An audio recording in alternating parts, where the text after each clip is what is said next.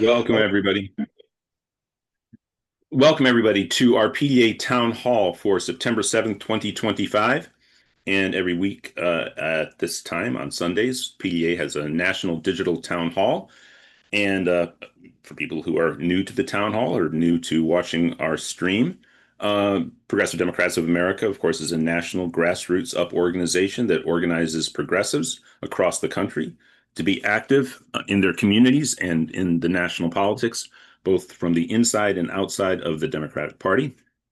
And every week we have a town hall, and the subjects are pretty much different every week. Of course, there's the general overall framing of what PDA is tasked to do, which is to build up a popular politics in the United States of America that are responsive to the needs of the vast majority of the population in ways that our political system has not achieved a strong sense of that the public doesn't largely feel that that's been the case with our government and our politics in recent years. And we at PDA believe that the progressive democratic agenda is very popular among the public. Maybe not as popular with the powers that be in the society, and so we have to build a popular people's organization to lift up these politics.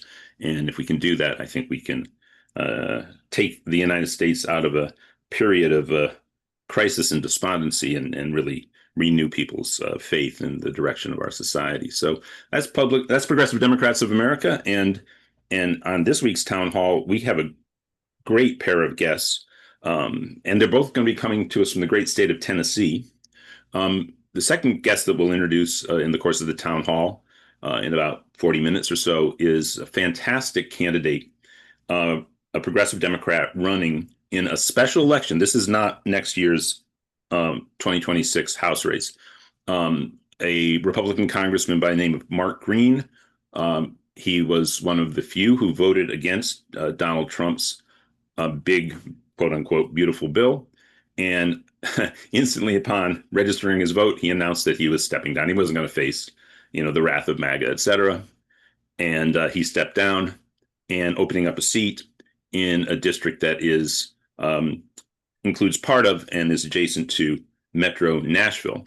And a great state representative from Nashville, Aftyn Behn, has stepped up and is one of the top two Democratic leading candidates in the race to win the primary and then contest a district that, yes, is gerrymandered to be a majority Republican district, but it's a 60-40 district. And currently around the country, Democrats are exceeding expectations by 10 points or better more often than not.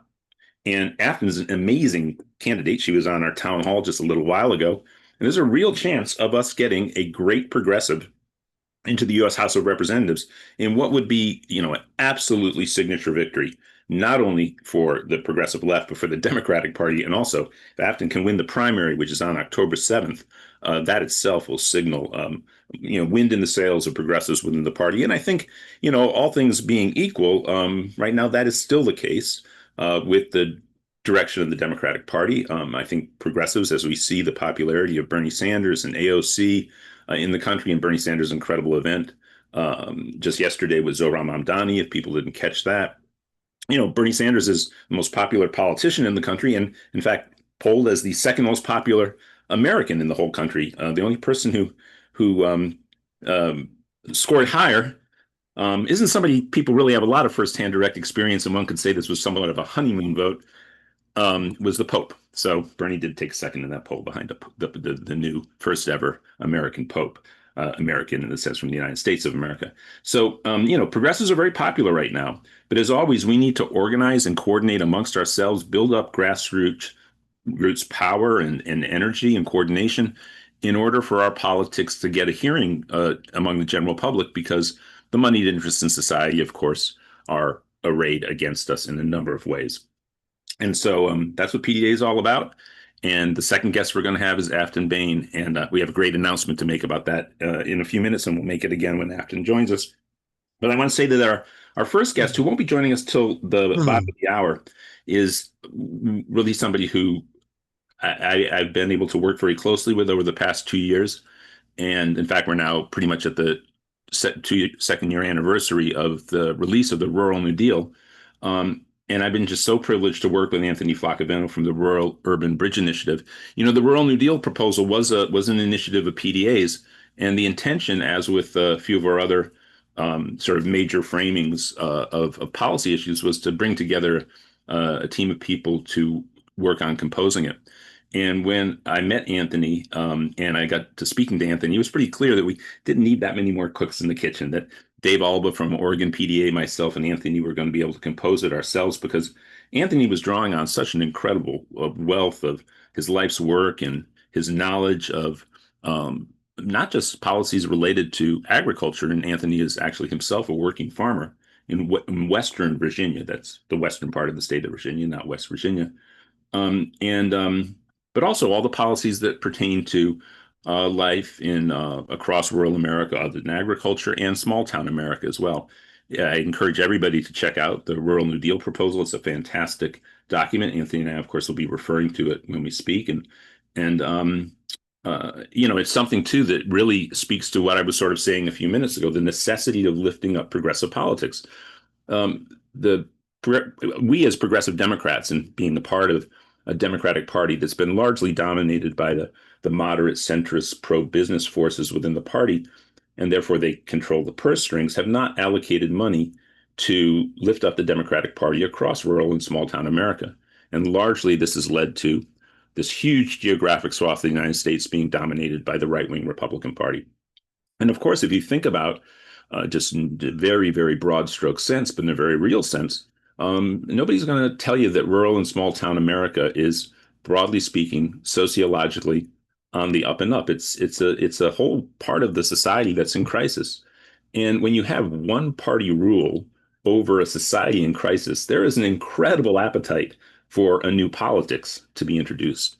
And The moderate centrist Democrats, I think in large part because they don't really have anything for rural and small town America, because they've been tied to the whole logic of late 20th, early 21st century international corporate free trade capitalism. Whereas progressives have so much to offer the people in rural and small town America. So you have the Republicans basically failing in their leadership of the regions, the Democrats not offering anything, and we have so much to offer. So I really think that this is an incredibly transformative project that Ruby and PDA are involved in, and we're going to be boosting it up now again through an initiative that Ruby has launched, and of course PDA is partnering with Ruby on, and Ruby is the Rural Urban Bridge Initiative that Anthony leads, and it is titled Beyond Resistance. And Anthony, it launches on Wednesday, and we'll be telling you about the launch event that's happening on Wednesday with Ro Khanna as the featured speaker. And That's going to be the launch of this Beyond Resistance campaign led by Ruby. PDA is one of the central partners of the campaign. And one of the things, of course, it will do is lift up the Rural New Deal, lift up all of the policies that make up the Rural New Deal. There are a few other organizations partnering that do similar work that have other proposals, not a one-to-one match to the Rural New Deal. So their policy proposals will be lifted up in the Beyond Resistance campaign. And by the way, it's not just for rural and small town America. It is what the title says it is. Yes, we need resistance right now to the Trump administration, to the rise of fascism in the country, but we need a positive vision for society going forward that moves us beyond resistance.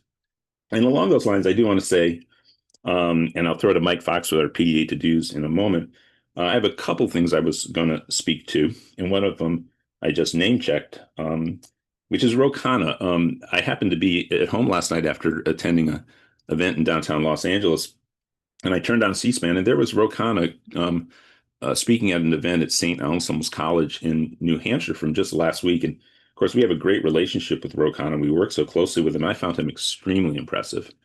And, per what Ro Khanna is about, he is very aware of the power of the Rural New Deal proposal, and it's telling that he will be the featured speaker on the event that Anthony will be letting us all know about this Wednesday, that I'll be attending and speaking at briefly as well.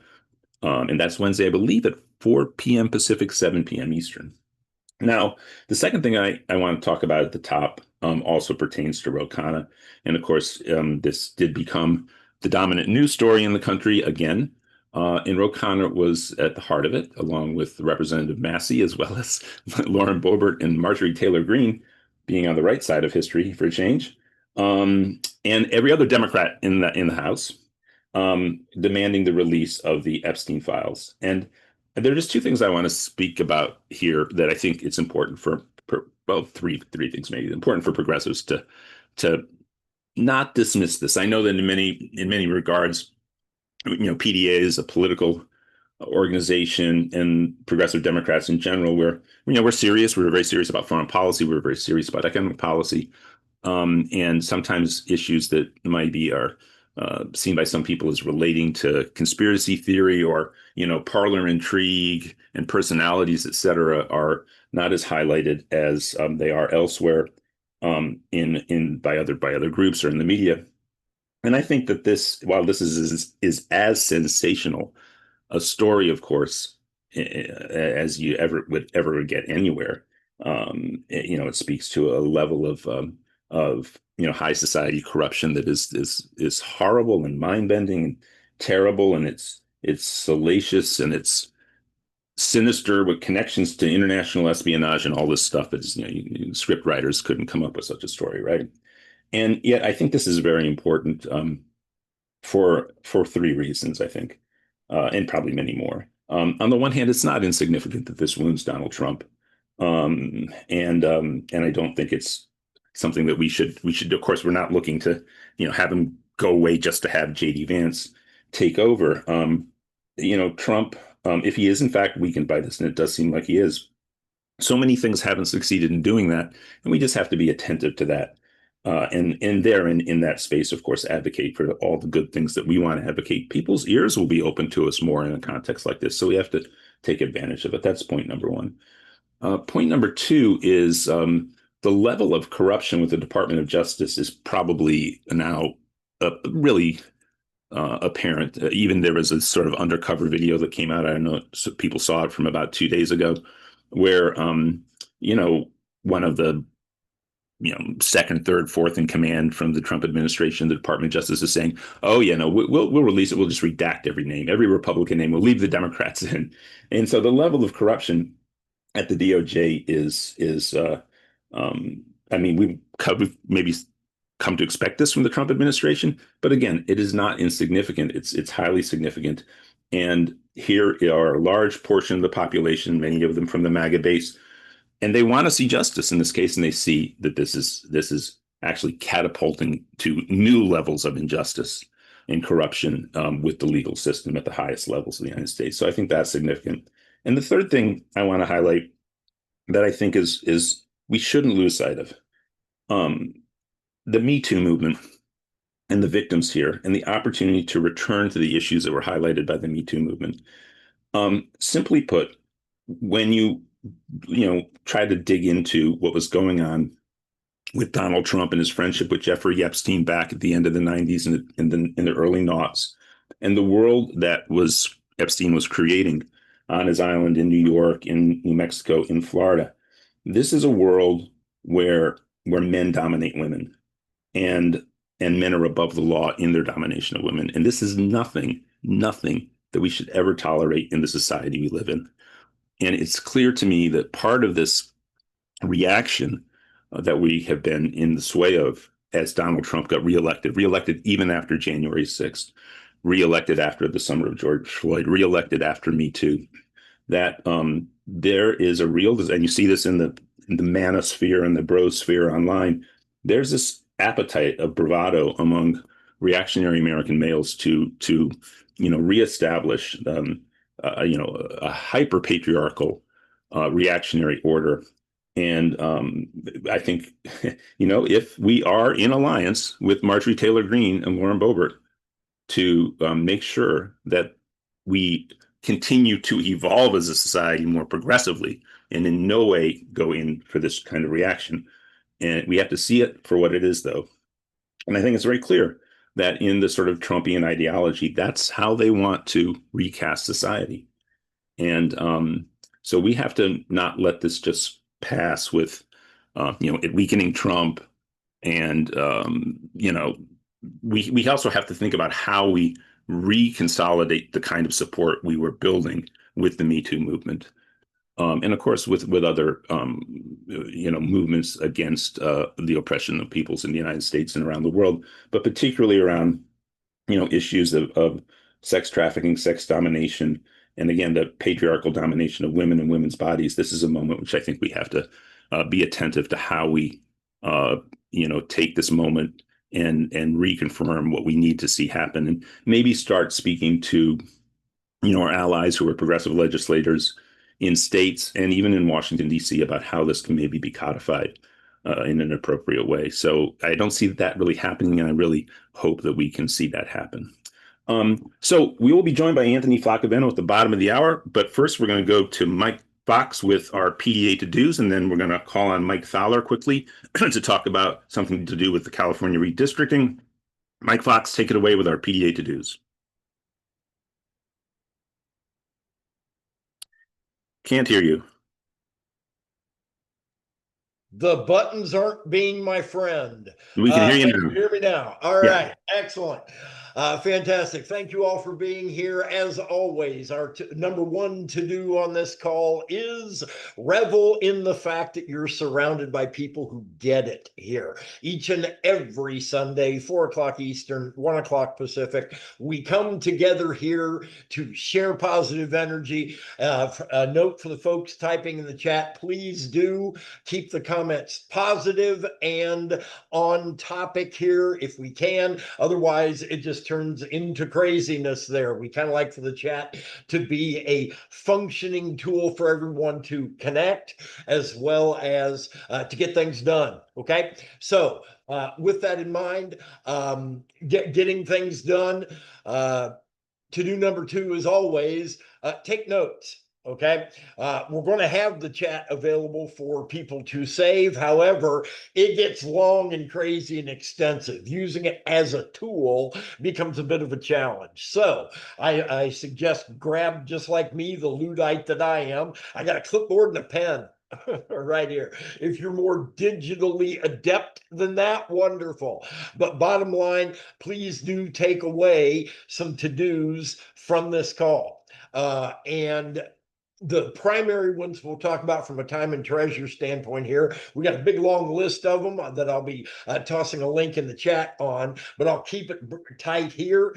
To-do number 1 from a time standpoint over the upcoming week is hit the phones, hit the phones, hit the phones. We've got a special election in Virginia on Tuesday. We got to keep that congressional seat. So pile on at pdamerica.org/volunteer. Toss in an hour more if you can. And we need to bring that thing home. Then right around the corner, our good sister Adelita Grijalva will have her general election in the special in Arizona's 7th district on the 20. Oh my goodness, it's falling out of my head. It's on the 23rd, I believe.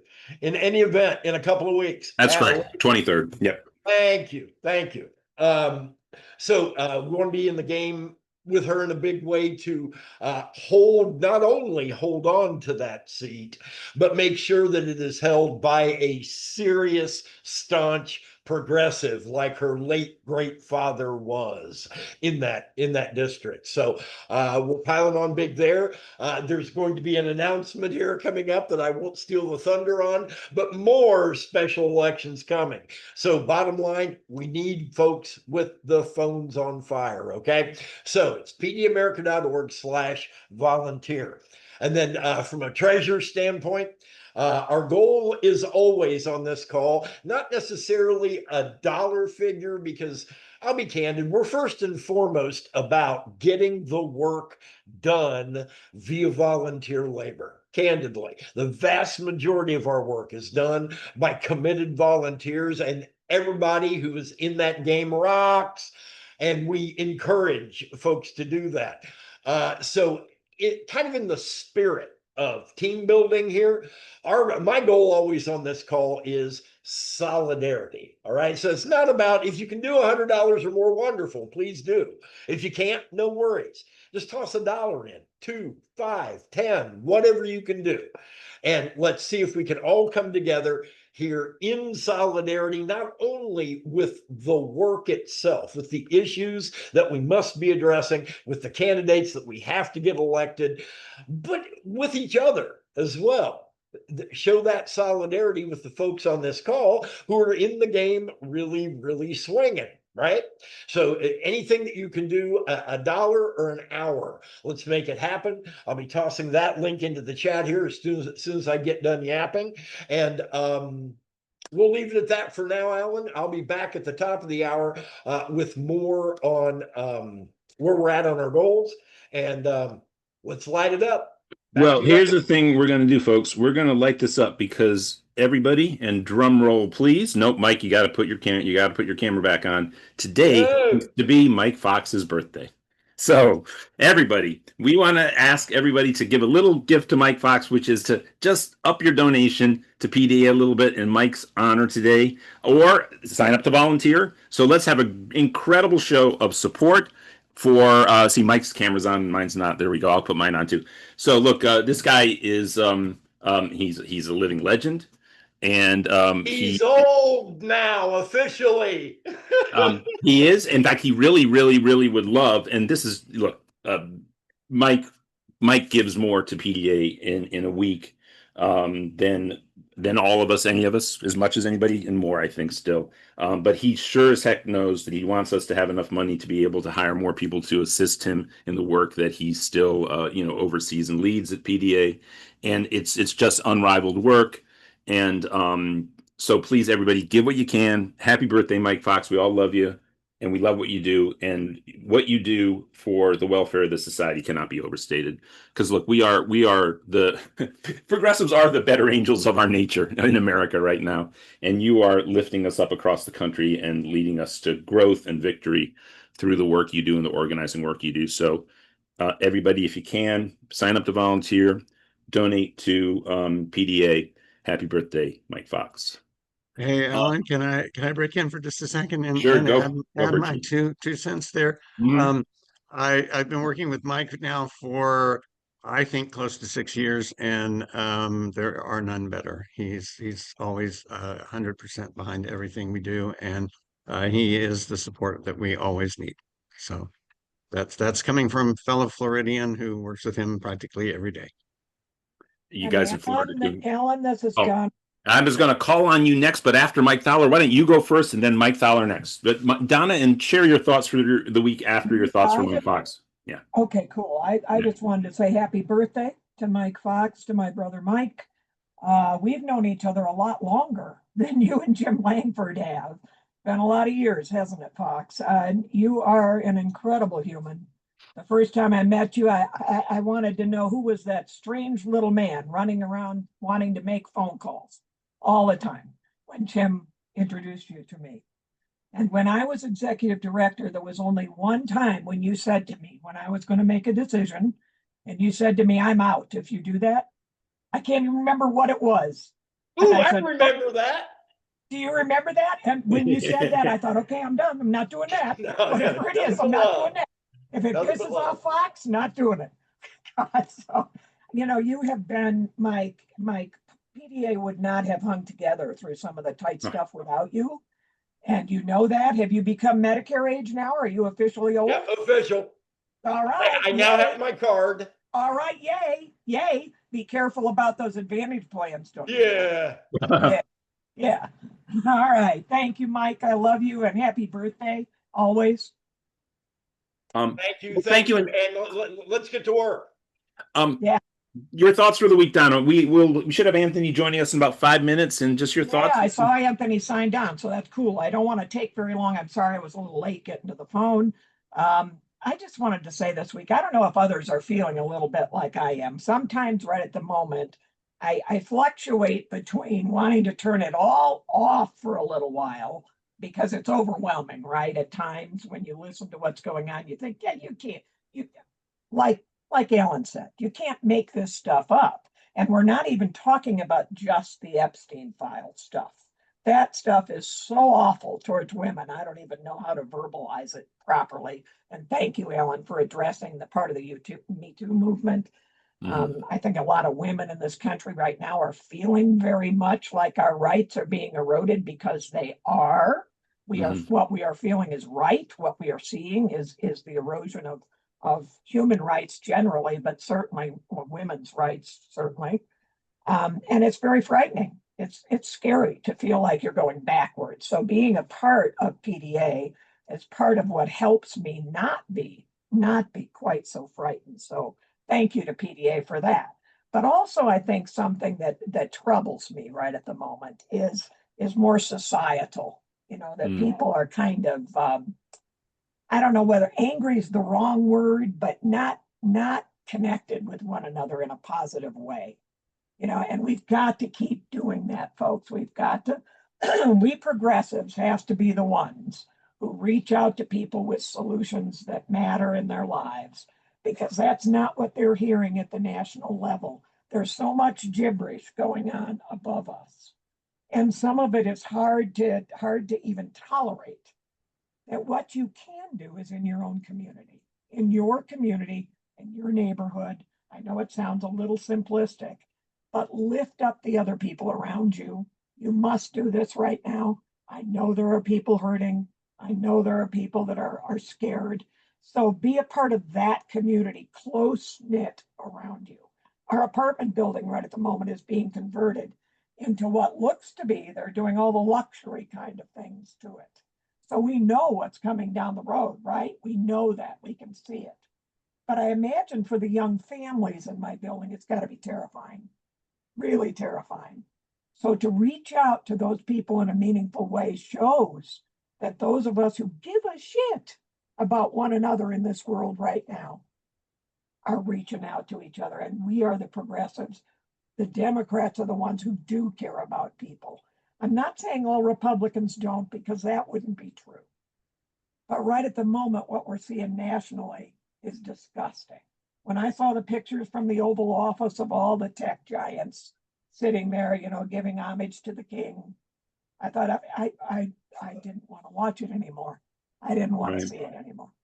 So anyway, I'm going to shush up because I see Anthony. I want to hear from him because I'm deeply concerned about some communities in South Dakota that I used to live in, and what's going to happen with those rural communities and their hospitals and their all of what they need. So anyway, thank you very much, Ellen. Happy birthday, Mike Fox. Reach out around you, folks. The troubles are closer than you think. They're not all in DC. A lot of them are right here. Thank you, Ellen.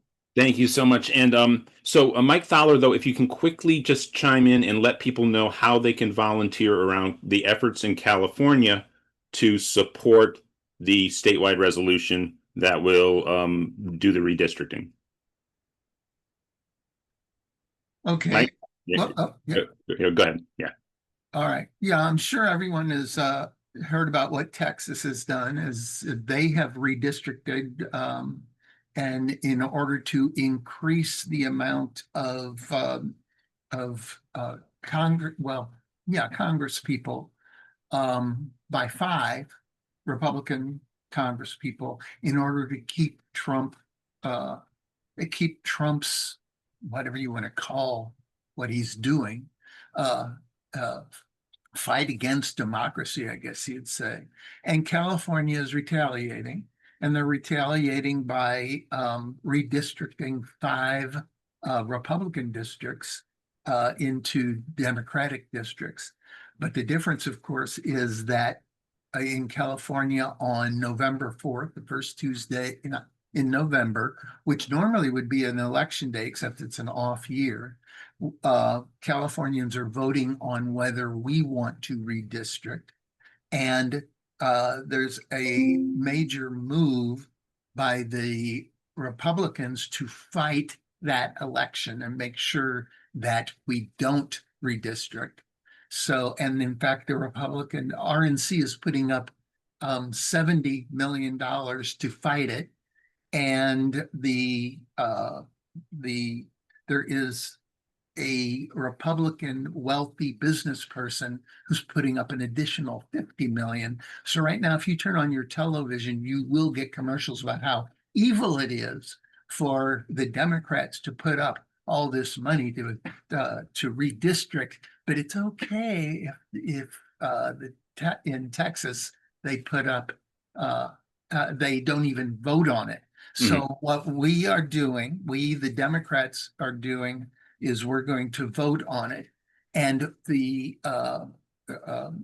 and to fight it, we are having an election to vote to do the redistricting, And we are the California Democratic Party is doing phone banking to the Democratic voters, and for that matter, probably the Republican voters too. Um, and you can volunteer to help do the phone banking. There is through Mobilize, I should say, and PDA will if you go to PDA through the volunteer link, they'll put you in touch with or give you the link to Mobilize, where no matter where you are in the country, you can join the phone bank and get Californians or PDA people in California to go to Mobilize. Now, I can tell you that we should speed up but I will speed up. I'm about done. On every Monday, there is a special Mobilize link to phone bank to seniors, and I'm happen to be chair of the senior caucus in California, and it's a senior to senior phone bank. And then the rest of the week, you can call Californians, get them to call, to get out the vote in favor of this Proposition 50, which is the redistricting. So and then Mike, have we put in the link to the Mobilize into the chat? Well, we decided that the link, if we put it in the Okay, chat, so it's too long. So if you just go to the volunteer link, you can get the link and we'll make it happen one way or the other. Wait, thank you. So now, folks, we are going to turn the chat off for the next half an hour or so. And we do this every week when we have a featured guest, because the chat becomes very distracting, and we really want to honor our featured guests and have everybody listen in and hone in on what they're doing. So we're going to shut the chat down probably till just after the top of the hour. Aftyn Behn's going to join us in about 10 minutes. And actually, now we're behind schedule, Anthony, so I apologize. But thank you for joining us. I know you're at an event in Tennessee, and I already spoke about what was happening on Wednesday. And I'm actually going to put into the chat, because those of us on staff can still use the chat, to everybody. And there we go. The Beyond Resistance Campaign Rural Urban Bridge Initiative has its launch event this Wednesday at 7 p.m. Eastern, 4 p.m. Pacific. I'll be there. Rokan is a featured speaker. And of course, the great Anthony Flaccavento, co-author and lead author of the text of the Rural New Deal, and just the Grand Poobah at the Rural Urban Bridge Initiative, and really one of, I think, the best strategists I know in terms of American politics and how to really change the political dynamics in this country by doing things like communicating with people on their own, in a natural voice, and proposing better public policies that'll lift all of society. Welcome, Anthony Flaccavento. Thank you, Alan. Actually, I'm just a dirt farmer from Appalachia, but I appreciate all that. I'm going to share my screen. Mike has enabled me to do that just to show a few quick slides. Let's see if I can bring this up super fast. Yeah. So here's the deal. Alan has already kind of given the conclusion to the story, but I want to give you a little bit of the rationale. It won't take me but 5 minutes to move through these. So you all are familiar with this. Back in 2016, just a couple of months before Trump won for the first time against Hillary Clinton, he said, for every blue-collar Democrat we lose in Western Pennsylvania, we'll pick up 2 moderate Republicans in the suburbs in Philadelphia. And you can repeat that in Ohio and Illinois and Wisconsin. Well, first, his math was off because we didn't. But more importantly, what happens when a leader of supposedly the party of the working class just flat out dismisses the working class? Well, you get what we've had for the last decade. And in the last election, you get a phenomenon where every single state in the union, with the exception of Washington State, moved in the direction of the Republicans. Everyone, blue and red alike. And it wasn't just white guys. It wasn't just people who've been left behind by the economy or who have a lot of homophobia and racism. Yes, those are absolutely parts of it, and they're certainly on display among Republican leadership. But among rank and file voters, we saw over the last 12 years, Black voters have moved 19 points towards the Republicans, Hispanic voters 29, and Asian voters 17. When you look specifically at working class, at these non-white voters of color who do not have a degree, they're basically working class, it's 37-point shift towards the Republicans. So we've got a major problem that's been brewing for a while. And a big reason for that is because a lot of people feel like the system is rigged against them and that it's been rigged by those in power at their expense. I would say probably many of us on this call agree with that. But for people in rural America, for the working class in factory towns, they believe it 100%. Now we enter Trump 2.0. It's horrible. It's as bad or worse than anything we imagined, no doubt. But yet, the way we have unfolded our resistance to him thus far, and it's done a lot of good, let me say that up front, mobilized millions of people. I've been in the protests. I'm sure everybody in this room has been in the protests. But what we find ourselves is often in the position of defending the system that millions of people think are rigged against them. That's sort of just the bad position we've ended up in. So what do we need to do differently? Well, I think the resistance still needs to go, and it will. I think there's a lot of tremendous things happening in the resistance, but Ruby, along with PDA, because Alan has signed on, state chapters, the New Mexico state chapter has signed on, other groups, including the Center for Working Class Politics, the Labor Institute, Dirt Road Organizing, and many more have signed on to a campaign to go beyond the resistance. And it has two fundamental elements to it. One is we have to talk much, much more about how this Trump administration is betraying rural and working class people, small businesses, farmers, US manufacturers, union workers, factory workers. I've been to a lot of protests. I've seen coverage of a lot of protests. You don't see many signs about it. You don't see a lot of social media attention to this. You don't see a lot of memes about this. We need to put these folks right up there with the other vulnerable communities that are being harmed. And just as importantly, the second core element of the Beyond Resistance is we've got to finally, once and for all, put forward a positive vision backed up by a platform for what we're actually going to do to address the grievances that working people have. Now, that's what's going to start this coming Wednesday night. If you just go to the Ruby website, and I will also plop in the link in the chat as soon as I'm done talking, you can sign up for this. 7 o'clock Eastern this Wednesday night, the 10th of September. Rokana's our keynote. Alan, I believe, is going to talk from PDA, either Alan or Donna.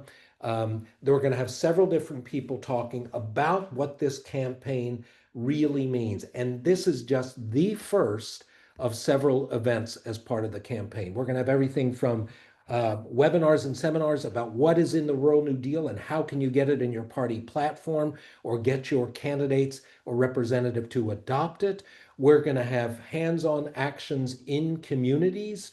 For instance, Will Westmoreland, some of you might know, who is with the Back 40. He's going to be doing 3 events in rural Virginia just in the couple of weeks after the launch. We're working on getting farmers together for anti-monopoly events because when we're resisting like this, we've just got to go much further beyond that and recognize what this says right here, that we need a progressive populist economic message because that's what we need for this country and that's what appeals to working people. We feel like the Rural New Deal that PDA and Ruby wrote and published 2 years ago should be at the front of that progressive populist vision. We're going to be really pushing it. We're going to be pushing for the DNC to adopt it. We're going to be pushing for candidates. But believe me, even if it's not exactly the Rural New Deal, but elements of it along with other policy positions that are progressive in nature, we need something.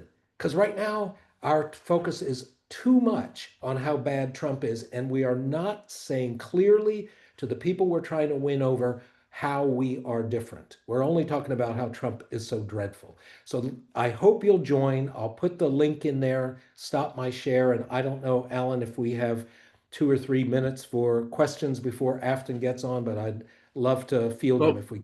Well, no, I think, and thank you, Angela, for raising your hand. We'll probably do questions at the after Aftyn joins and then leaves. She's of course very busy as a candidate.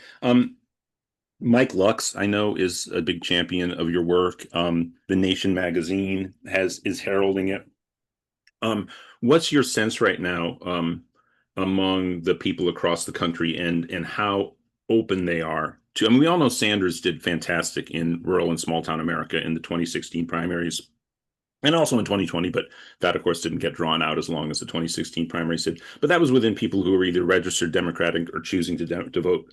Now, Sanders remains very popular, and he remains quite popular across rural and small town America. We see the effusive response to him in his Fighting Oligarchy tour.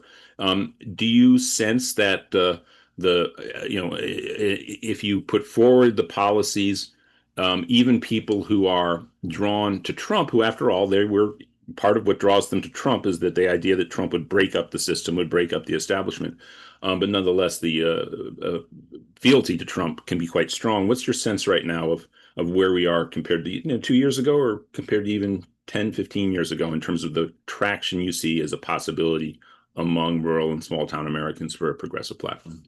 Yeah, I think we could think of it maybe in three groups. Mhm. There are the people on this call, progressives who have been wanting these kinds of policies put forward, not just for rural America, but for America Mhm. for a long time, who are hungry for our leaders to come out. And obviously PDA does, but far Mhm. too many other elements of the left are just so singularly Mhm. focused on Right.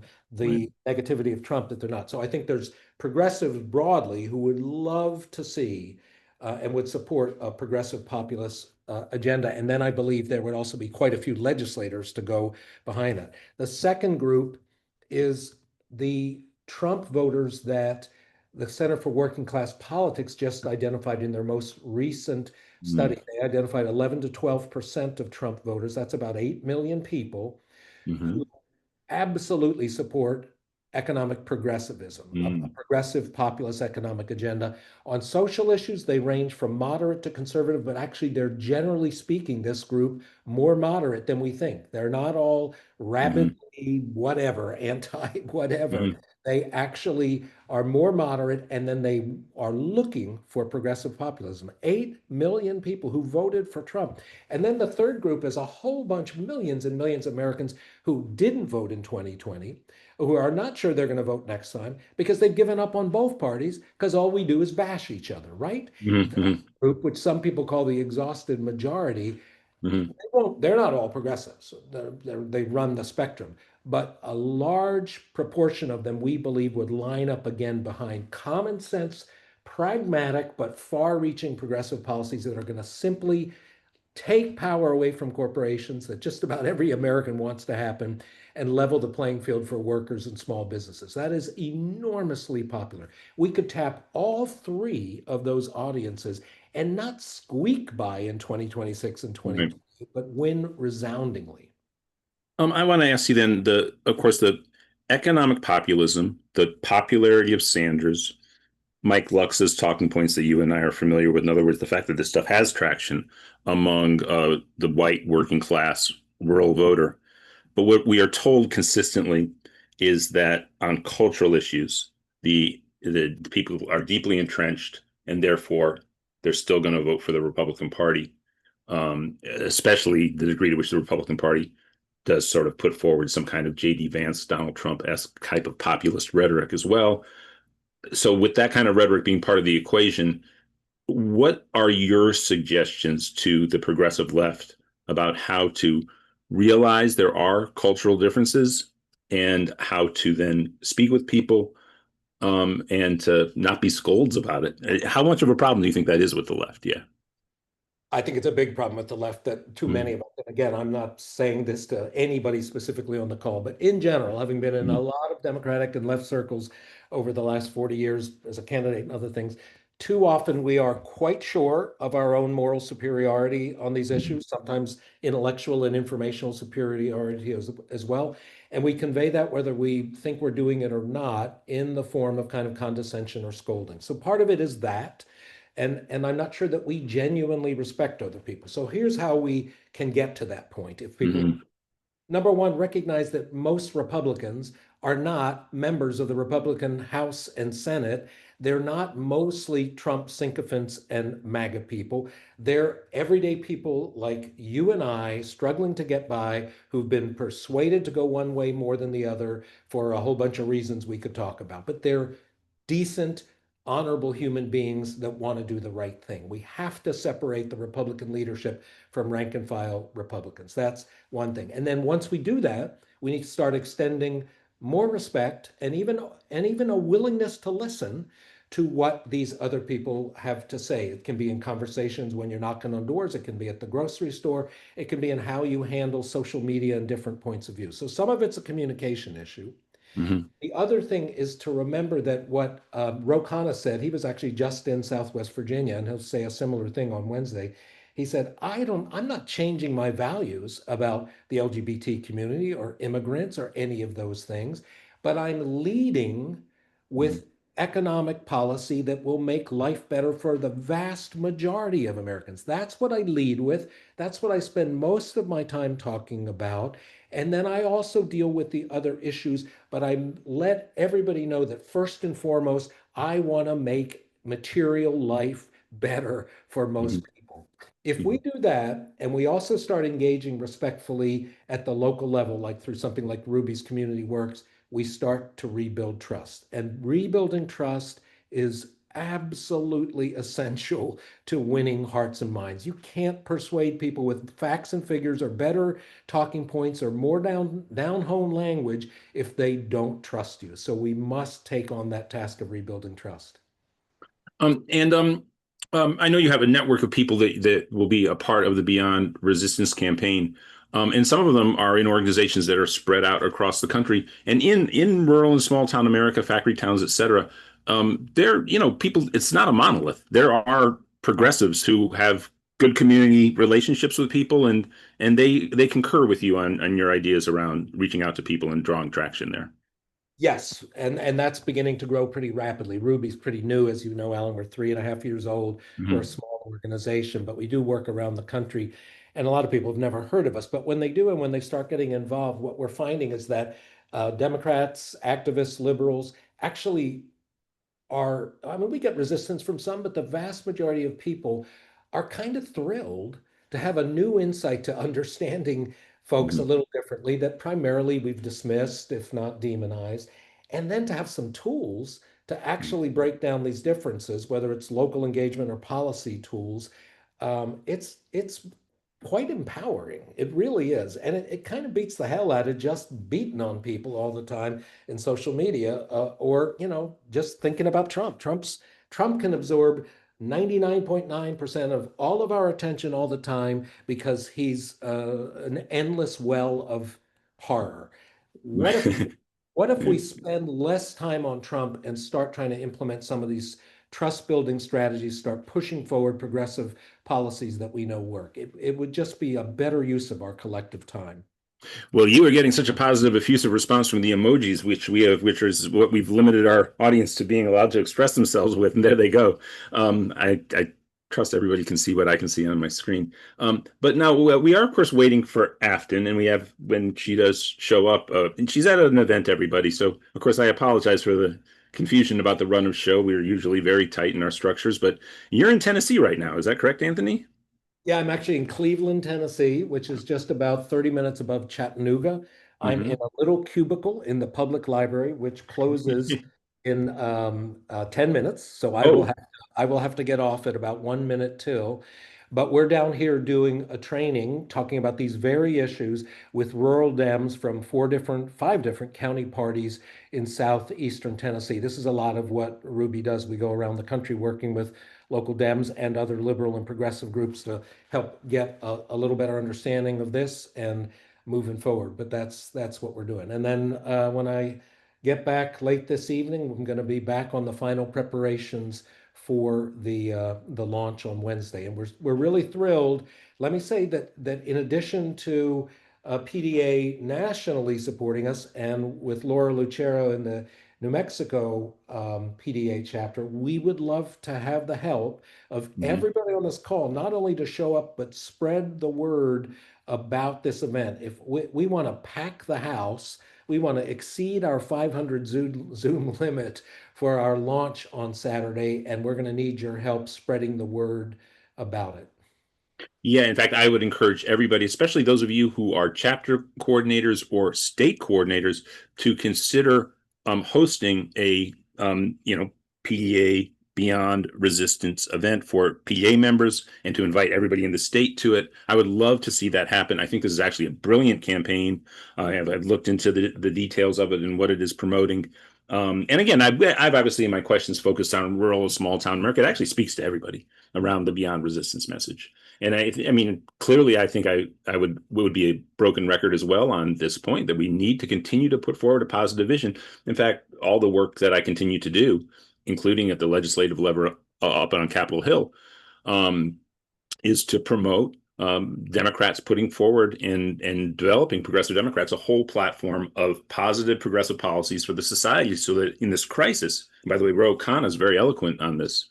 In fact, I saw him, he was on C-SPAN. They played these things over and over again, so he's probably going to be on C-SPAN sometime today from an event last week up in New Hampshire. And he closed on a point that I heard him close on earlier, which is that in a crisis such as we have with Trump, a severe crisis, the opportunity to remake America a better America is very, very possible. And I think his campaigns, let's just say, across the country are going to be very focused on that message. And it's great to work with him as you work with him and to bring our policy proposals and rubies to Ro Khanna to promote across the country, to have them be heard.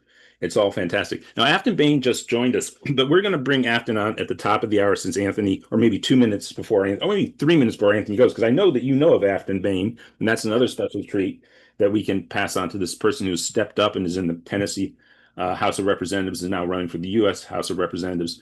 And so in about 3 minutes, but just your final thoughts on the Beyond Resistance campaign.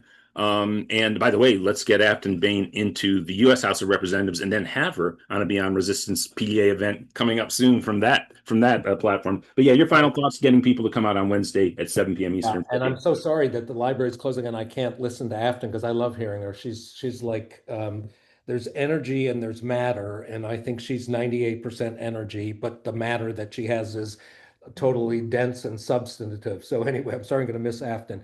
So a couple things. I think Alan's idea of every state or local PDA chapter co-hosting event, we will work with you on that. Again, they can be in the community, hands-on events, bringing a group of union folks together to talk about the policies they need or what's hurting them. They can be seminar, webinar type things.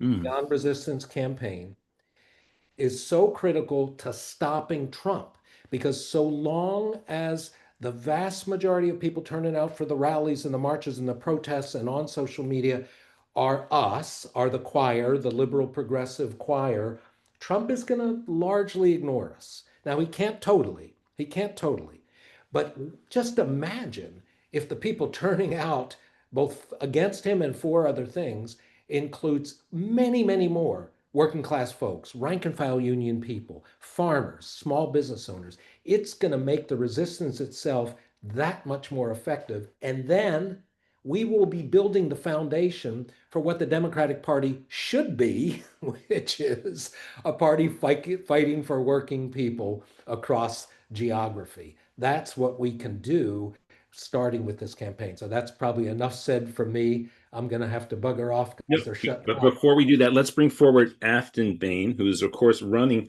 for the 7th Congressional District in Tennessee. And this is Anthony Flaccavento, the president or executive director, I'm not sure what title is, of the Rural Urban Bridge Initiative. And you're an Aftyn Behn fan, so say hi to Aftyn Behn. And because Anthony's got to run in a second. He's in your home state, though. He's in Tennessee right now. Go ahead, Anthony. Yeah. Aftyn, I'm in Cleveland, Tennessee. We just did a training down here. And so I always love seeing you. I'm so sorry I can't hear you this time, but I know how brilliant you are. And I trust that you'll really fire folks up here. So I'm really excited about your congressional campaign. If you think there's anything that the Rural Urban Bridge can do to help you at all in some of the rural parts of your campaign, please reach out. We'd love to work with you. Thank you so Well, much. I'll see you on the campaign trail. Good. and Anthony, one piece of the one fact you can share with people, as we share with Aftyn right now, she is, as of this morning, officially endorsed not only by the PDA members of her district in a unanimous vote of support for Aftyn, but she is nationally endorsed by Progressive Democrats of America as the congressional candidate for the U.S. House of Representatives special election in Tennessee 7th District. Anthony Flaccavento. Thank Great you to so see you. much for this opportunity. We'll see you all again. Thank you. Bye-bye. So, thank you, Anthony. And again, everybody, that is this Wednesday, 7 p.m. Eastern, 4 p.m. Pacific. Ro Connor, featured speaker, is the launch of the Beyond Resistance campaign. PDA is partnering again with the Rural Urban Bridge Initiative and a number of other organizations. We'll see you there. I'll be in one of the speakers. And I'll try to remember to tell everybody to take a little time out and support Aftyn Behn's campaign for for Congress. How you doing, Aftyn Behn? I'm doing great. I just came off a town hall where I called out the Democrats for taking corporate money, so I'm feeling pretty high. Yeah, are the tens of millions from APAC and shady cryptocurrencies pouring into your campaign? Oh my. Businesses, but definitely and a Um, few other national. um, you are breaking up, and I'm assuming I'm not. I'm assuming it's because you're in a car in Tennessee. Can you hear me now? And Mike Fox, if you can unmute, just so we can have an interlocutor here. Can you hear me, Mike Fox? Yes, sir. Okay, Yeah, so I think her video and her connection froze, Alan. okay, so yeah, and it might, though Aftyn's a very charismatic person, and it's great to see her. So let's see if we can. Now we might have lost her fully. Obviously, I think we know the circumstance here, which is clearly in an automobile coming from an event, and She's in the field out working like she needs to be. She's right. back. She's dropped off, back. but she's back. Hi, I'm back. Sorry, we're gonna pull over while we've got a few bars. So well, not a lot of rural broadband up here, but I'm back. Great, and well, first of all, just congratulations on the PDA endorsement. Yay! How's the campaign going? How's it looking? Oh man, the excitement is palpable. So I guess for folks on the call that may not know, so I'm a state legislator and decided to jump in this race after ICE came to Nashville, and I just feel like elected officials not acting with the urgency needed for this moment. And so I am the only woman out of 16 men on either side running. I thought I was the youngest until the insurrectionist running on the Republican side came up to me and said, I'm actually 2 years younger, so stop playing the campaign trail. But the excitement is palpable. I drive a 2003 Jeep Wrangler, and I had the top down because it's been nice in Tennessee. And I pulled up to a stoplight, and some woman across the way yelled, "You're gonna win this!" So it's just, I don't know, the grassroots energy has been so exciting. We have the youngest number of young people working on our team, and they're just really, really excited to cultivate some of this energy and send me to Congress. And so the primary is October 7th, and then the general is, when is the general? If we're gonna lift you up and have you victorious in the primary, when is the general? Yeah, so it's December 2nd, and I think for folks to know, this will be the only Republican to Democrat special congressional election in the entire country. And as we've been seeing in special elections, it allows us to inoculate against the hyper gerrymandering of our states, especially in a state like Tennessee. So this is a race that we can absolutely win. And I'm so excited to be endorsed by y'all. It really means a lot because I know you put your activism where your mouth is. So I'm very grateful. No, and that also allows us to go out now and tell everybody, everywhere, every organization nationally to get behind you. I think it would be a brilliant, brilliant moment. And for people who just if I can say, I mean, Aftyn filled out the questionnaire, the PDA candidate questionnaire, which we rushed to get together because, of course, it was only going to be prepared for the primaries for next year. And we got it together. She filled it out. It is spot on to get a honest, just very connected to her community, but honest progressive elected in the House of Representatives. And this special election would be, it would be a huge, huge moment in December because what is the split? It's about a 60-40 district. Is that about right? And Yep. Is that roughly correct? Yes, yes, yep. But Democrats right now are winning elections at more than a 10% clip, better than expected from what I'm referring to as splits. And the candidates are often nowhere near as charismatic as Aftyn. And Aftyn is not. It's not just as people can tell right now that you obviously have a magnetic personality, etc. But I mean, Aftyn's done a lot of local press. You've played a high profile as a state representative and championed a lot of popular causes, and you have good name recognition and everything going into this. So this is an opportunity for the one flipped seat to be a great progressive. This is a campaign that I hope all of us can get behind and tell everyone if they're an Indivisible, if they're in Our Revolution or DSA or whatever, get them to do what they can to support this race in Tennessee 7 in the primary, which is going to be October 7th. And by the way, how does voting take place? Is there still mail-in voting or early voting in Tennessee? How does that work? Barely. Yeah. We do have in-person early voting, which starts around 2 weeks prior. So we are lucky in that, but the times aren't synchronous. It's a lot of chaos. But our field strategy is really exciting because this is a constituency to turn out that is basically progressive women. And so that's why I jumped in this race as the only woman. And these are people who just need information to go out and vote. So our entire field strategy is just making sure that they know when and where and to go out and vote for me. What's in terms of the general population? I know that you obviously are in a Democratic primary right now, but what are the political talking points that people are sharing in your district right now?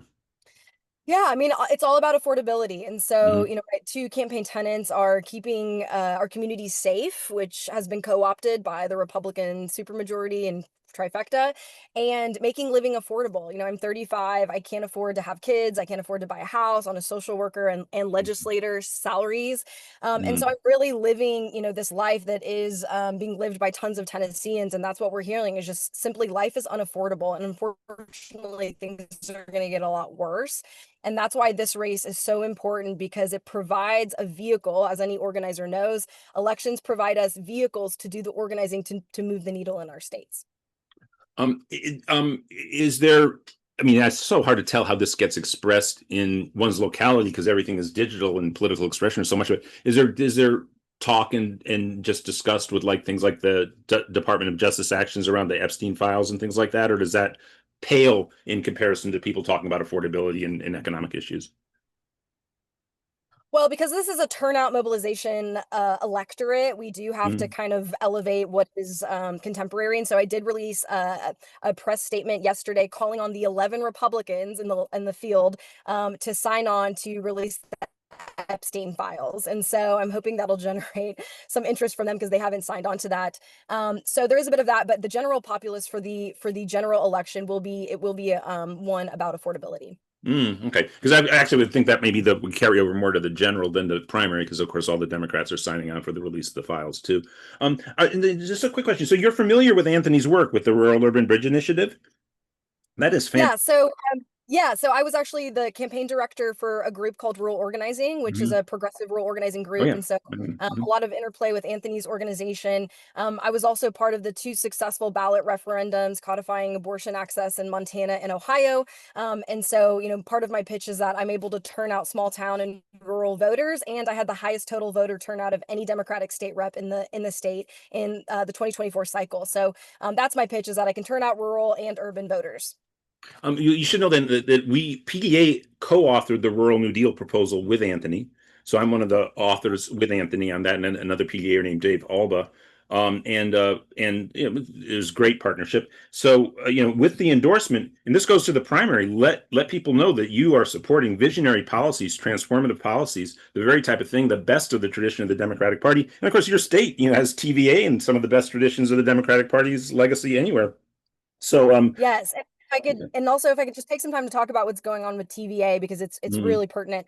mm, So for those of you who don't know, TVA is a child of FDR's New Deal. I'm just making sure if you can hear me. The mm. Tennessee Valley Authority, and right now Trump's administration is wanting to privatize it. And so They are trying to force the ousting of current board members to install sycophants. And my organizing tenure in the state of Tennessee has been holding TVA accountable. We always want to make it better, right? But right now it is facing an existential threat, which means that if you in the next few weeks, you're going to have to contact your senator because these board members will be confirmed by the Senate. And so we just know that this is, as a harbinger for privatization, and we really need to fight it because our utility rates in the Southeast are 70% lower than the rest of the country because of TVA. Oh yeah, no, I live in the city of Los Angeles, and LA has a socialized power department, LA DWP. And when that whole Enron thing happened in California and all the rates went soaring up, Los Angeles, they stayed affordable. I mean, there's just no excuse for these privatization schemes.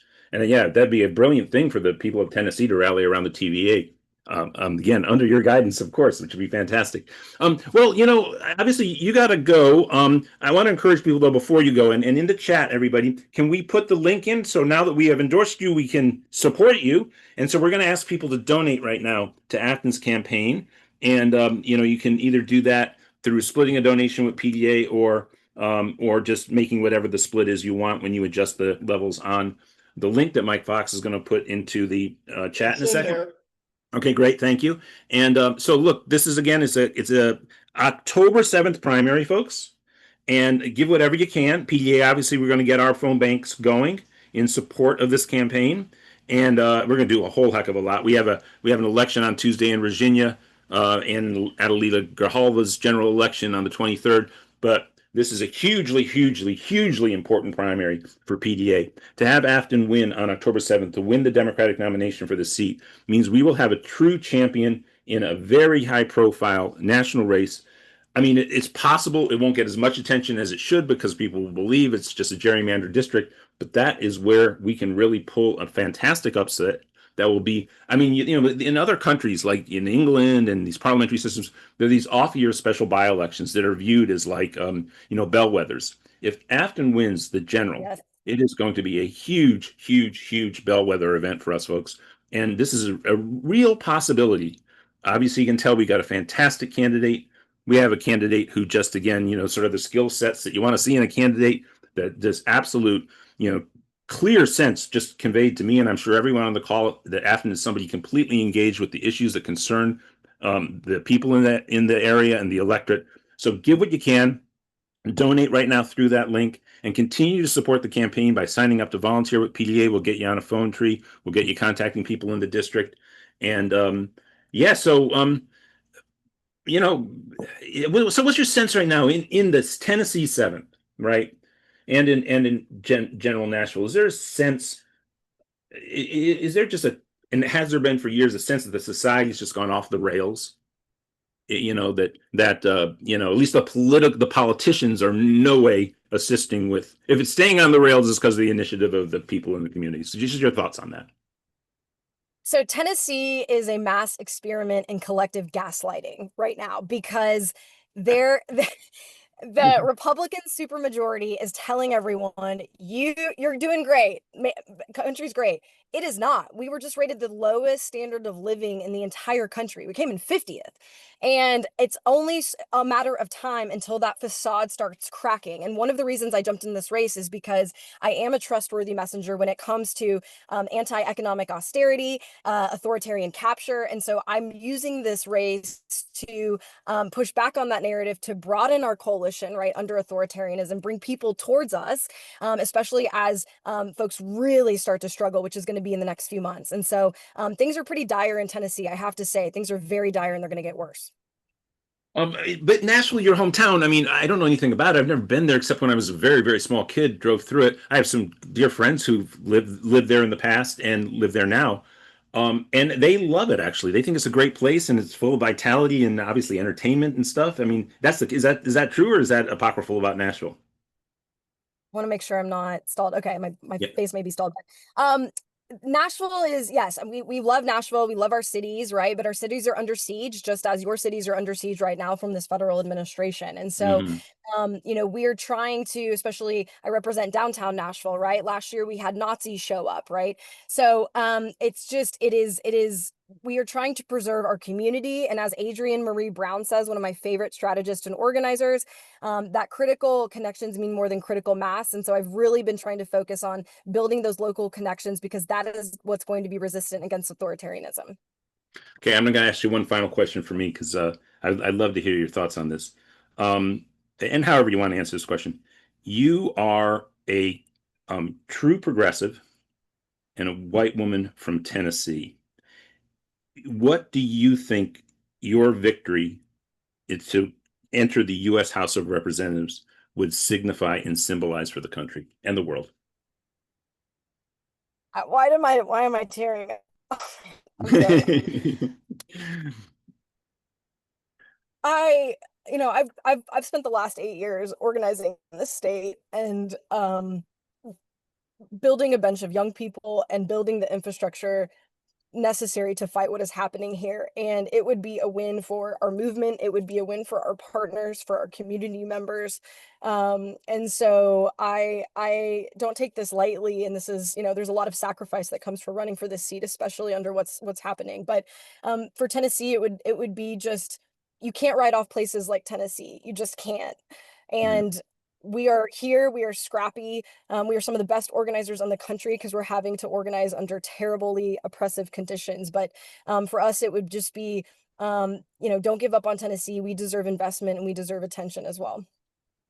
No, not at all. And by the way, Mike Olis is on the call, obviously, and he thinks the world of you. He's not that far away from where you are. I don't know what kind of resources we'll allocate for the campaign, but I'm down to allocate whatever we can. So people give money right now to the splits with Aftyn's campaign.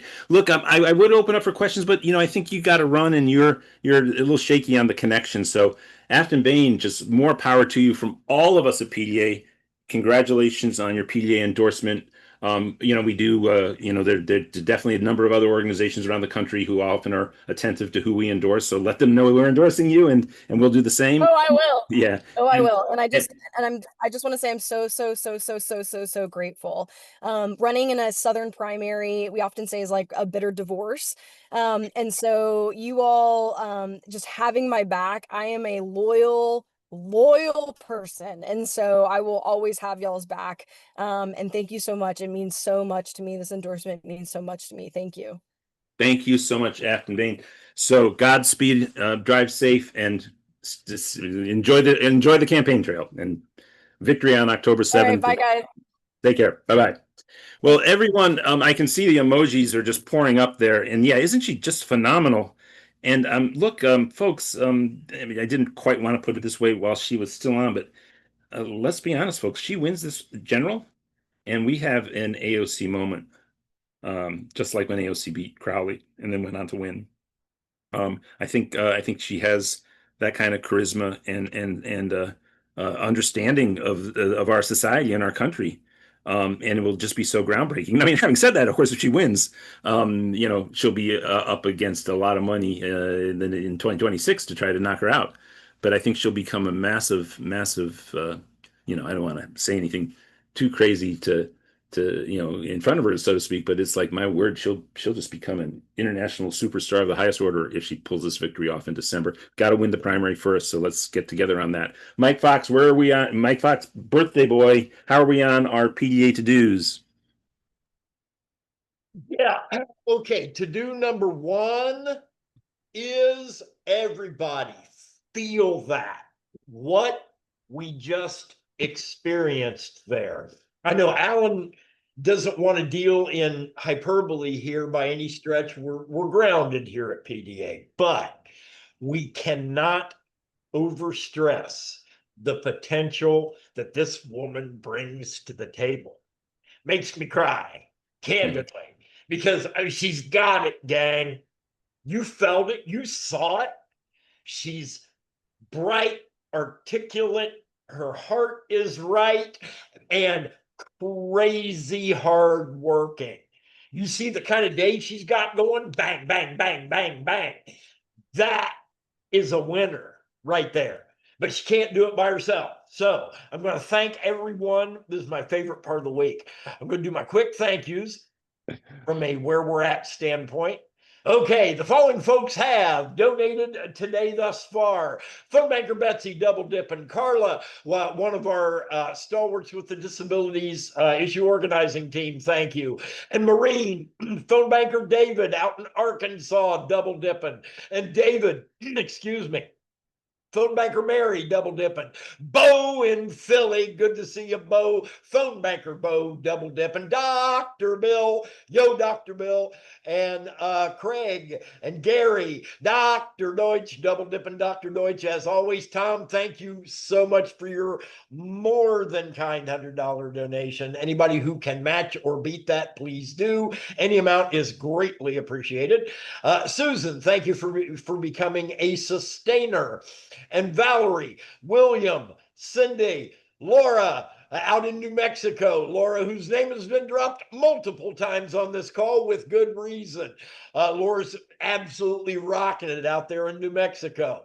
And Barbara and phone banker Stacy up in New York, and Ira and Lynette, phone banker Edie, Carol, Sam, our chapter head in North Carolina, showing solidarity with Tennessee, and Nadine out in California, and Becky, phone banker Tom, double dipping, Bob, our head out in Missouri, and Michael, who is always here every week. Thank you, Michael. And Joanne, phone banker Erica, double dipping, Mary, Kathleen, phone banker Mary Ellen, double dipping, Becky again, and Marie, and phone banker Mary, double dipping, and Jody, and Edie again. Edie, you're on fire. Thank you, Edie. And phone banker William, phone banker Erica again, phone banker Dr. Sonamore, double dipping as always, and Charles and Barbara, Michael again, Dr. Deutsch again, Quincy, Richard, Linda, Bridget, Margaret, and Janice, Mary again, phone banker Beverly, Debbie, Michael, Jason coming on board as a monthly sustainer. Thank you so much, Jason. And phone banker Betsy again, and Mary and Maxine, Dr. Deutsch again. Thank you so much, brother. Susan and Neil, and Dr. Sonneborn again, and Nadine again, and John, and phone banker David, Michael, phone banker Jane with a $100 donation. Thank you so much, Jane. And Michael, again, starting it off as he does each and every week. So big old bunch of thank yous, gang. Let's keep this roll going. We still haven't hit gold yet, but we're heading in the right direction.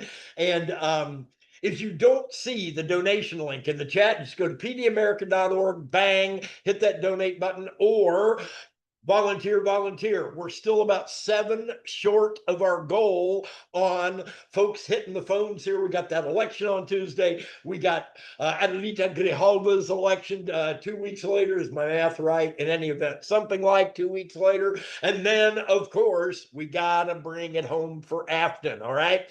So all good. We'll revisit this when we go into family time, take a deep dive into where we're at on our goals, and hopefully hit each and every one of them.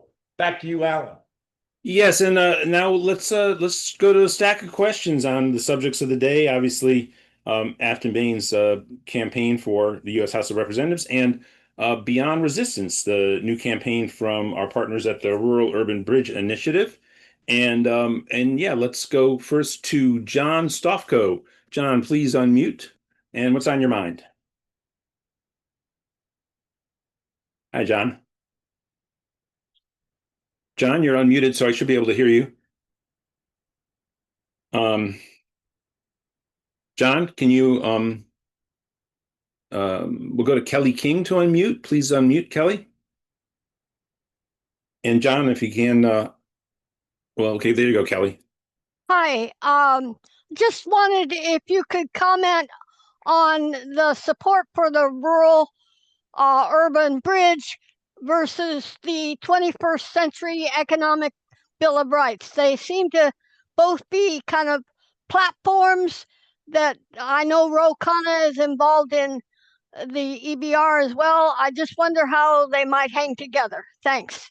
Oh, for sure. Well, actually, the way it was, and by the way, the rural New Deal, while if you look at the document, it certainly says accurately that the primary author is Anthony Flaccavento, and that is true.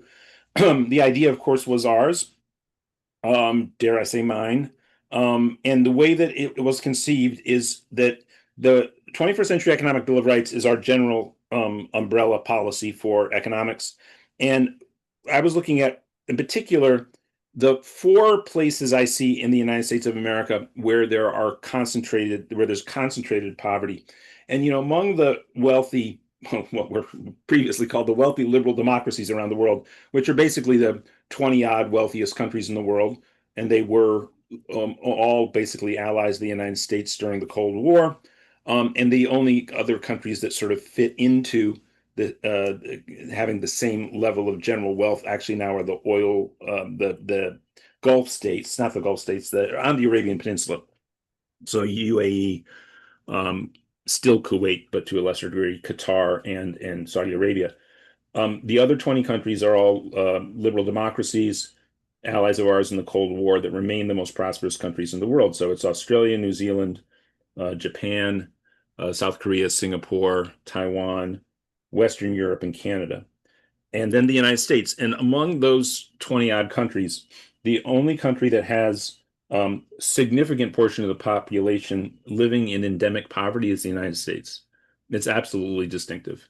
None of those other 19 countries have anything like, the closest is probably what exists right now in northern England in former like mining towns, where the landscape somewhat resembles deindustrialized towns in the Northeast, but it's still nothing close to what we have in the United States in terms of deeply entrenched poverty. So there were four subsets that we wanted to develop policies on. And the first one that came to fruition was the rural New Deal. So there's poverty concentrated in urban core, right? The heart of urban population centers. A little bit more pronounced in cities east of the Rockies than west of the Rockies, but still nonetheless, that's a place where poverty is, of course, concentrated. Then in rural and small town America across the whole country.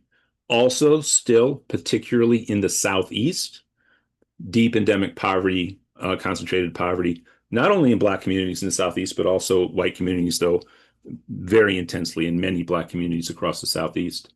And then the fourth is in indigenous communities, so-called reservations or just places where there's a density of indigenous American populations. So we were going to come up with policy platforms for all of those. I was working on this Progressive Southern strategy with Andrea Miller, who was one of the original co-authors of the idea, but also Terrence Dix, our Georgia state coordinator, and he died. And then Senator Vincent Fort, who many of you know Terrence and Senator Fort, and both gentlemen died.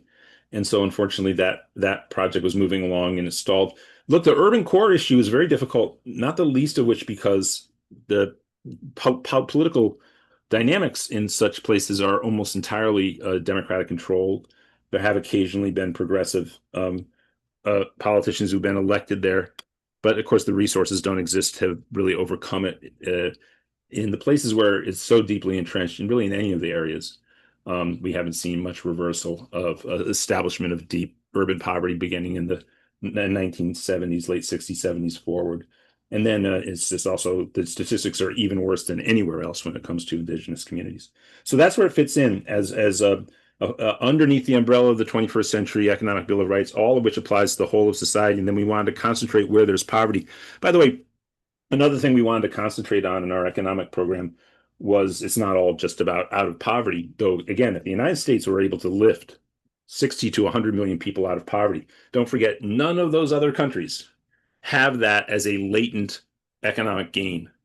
Only the United States does. It gives you a sense of how much wealth is generated in this society and exists, that we are as wealthy or even more wealthy on aggregate than all those countries, and only we have that level of poverty existing in the society.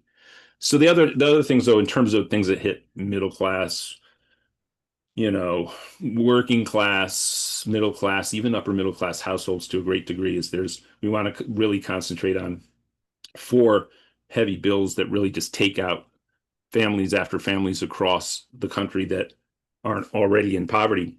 And that's the cost of childcare, housing, higher education, and healthcare. Those four ticket items just absolutely have destroyed the American dream for almost all households. So we really need these economic issues addressed, and those four things also go under. They're in a separate category than the poverty addressing, but they go under the heading of the 21st Century Economic Bill of Rights. So PDA's economic policies, the way at least I've sort of organized it, is to have the 21st Century Economic Bill of Rights be the sort of top line umbrella, and then you have the two sets of four issues to be addressed. And I think that makes for a very broad progressive platform. Of course, there's other issues that need to be addressed. Absolutely, there are, but I think the concentrations on where there's concentrated poverty, which of course the mainstream of the Democratic Party long ago stopped trying to address in anything other than a Band-Aid way. And of course, on the four big ticket items for middle class households, et cetera, the mainstream of the Democratic Party has basically signed on to a status quo agenda. So it's very marked contrast to what we propose as progressives. So on the whole umbrella issue and on all eight of those, the progressive economic agenda is very, very distinctive from the mainstream Democrats and certainly different than the Republicans or the Trumpians. Okay, sorry for the long answer, but that kind of question is going to get a long answer for me. John, let's try you again to unmute John Stofko. Can you unmute John? There you go. Yes, I'm on mute.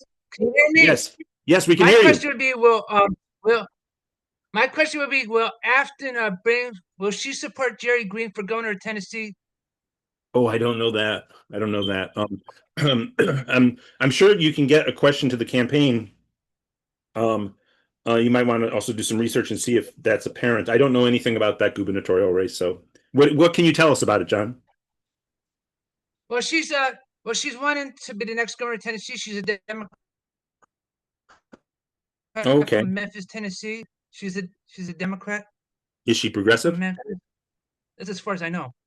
I don't know. Well, thank you for bringing that. Yeah, thank you. If any PGA staffer knows that, please chime in. You're But welcome. thanks, John. Okay, Geraldine Stapleton, please unmute. Hi. First of all, I really thank you for today's program. Totally support a positive platform, and let's stop wasting time dumping Trump. We've done it over and over again, so we need to go forward with that positive platform. Secondly, I want to thank you so much for supporting HRES 591 to support the victims, or actually the survivors of human trafficking, and to let you know that the National Organization for Women Board met on the 3rd, and we passed a resolution in support of it, and we participated in the press conference that was held in DC. And also, I should let you know, we have new leadership. We actually have 2 women of color at the top. So I should send you probably that information, because I did get appointed to the PAC, and we are interested in supporting women for office. We're very involved in the governor race in Virginia, so on and so forth. So we need to connect more, and I know I'm way over time. Oh no, it's okay. Yeah, no, two women in the high profile gubernatorial races in New Jersey and Virginia. Yeah. In 2025. And then Aftyn Behn. There's Aftyn Behn. So maybe yes, she's fantastic. Yeah. She should send her information to, like the new administration, because it would be good to be on record as supporting her. Well, please reach out to her campaign. I know campaigns are busy, of course, and she's not on the call right now. So I don't think anyone from her campaign is either. So thank you, Geraldine, for all that. And Melissa, please unmute. Okay, thank you for having me. 2 quick things. I've read the New Deal, and one of my main struggles as a disabled advocate is money for education. Will the Rural New Deal and whatever other agendas have, will that be restored? Oh, yes, absolutely. Yeah, I mean, by the way, all of those things were conceived before Trump 2.0 happened. So obviously, one of the things that we have to be now attentive to is, for constitutionally, remaking the Constitution whole, and in some places improving upon it where it can, as things get remade in the wake of this disaster that is the Trump administration. We have to, and this is stuff we work on with Jamie Raskin's office around the Constitution. But in terms of, yes, all the things that are being cut, so many things, and of course hitting the disabilities community, and the resources being cut there, they all have to be restored, and I would argue improved upon as well from where they were before. So thank you, Melissa, and thank you for. And then I've also signed up for the Beyond Resistance, and I'll do what I can. And I'm looking forward to campaigning for Aftyn Behn as well as for Adelita. Thank you so much. Thank you, Melissa. Thank And you. thank you. Up next is Mimi. Please unmute. Hi, everyone. Hi, Alan. Mimi She/Her in Northern California. Yep. Happy birthday, Mike Fox. Yay. Just a really quick comment. Thanks, everyone, for organizing outstanding candidates. It's really easy to share flyers now, PDFs in the chat. And I believe I wrote you, Alan, and Susan, and possibly Mike Fox about this. It's incredibly easy to do to share PDF flyers in chat. And that would be so helpful to get out the word about these upcoming events.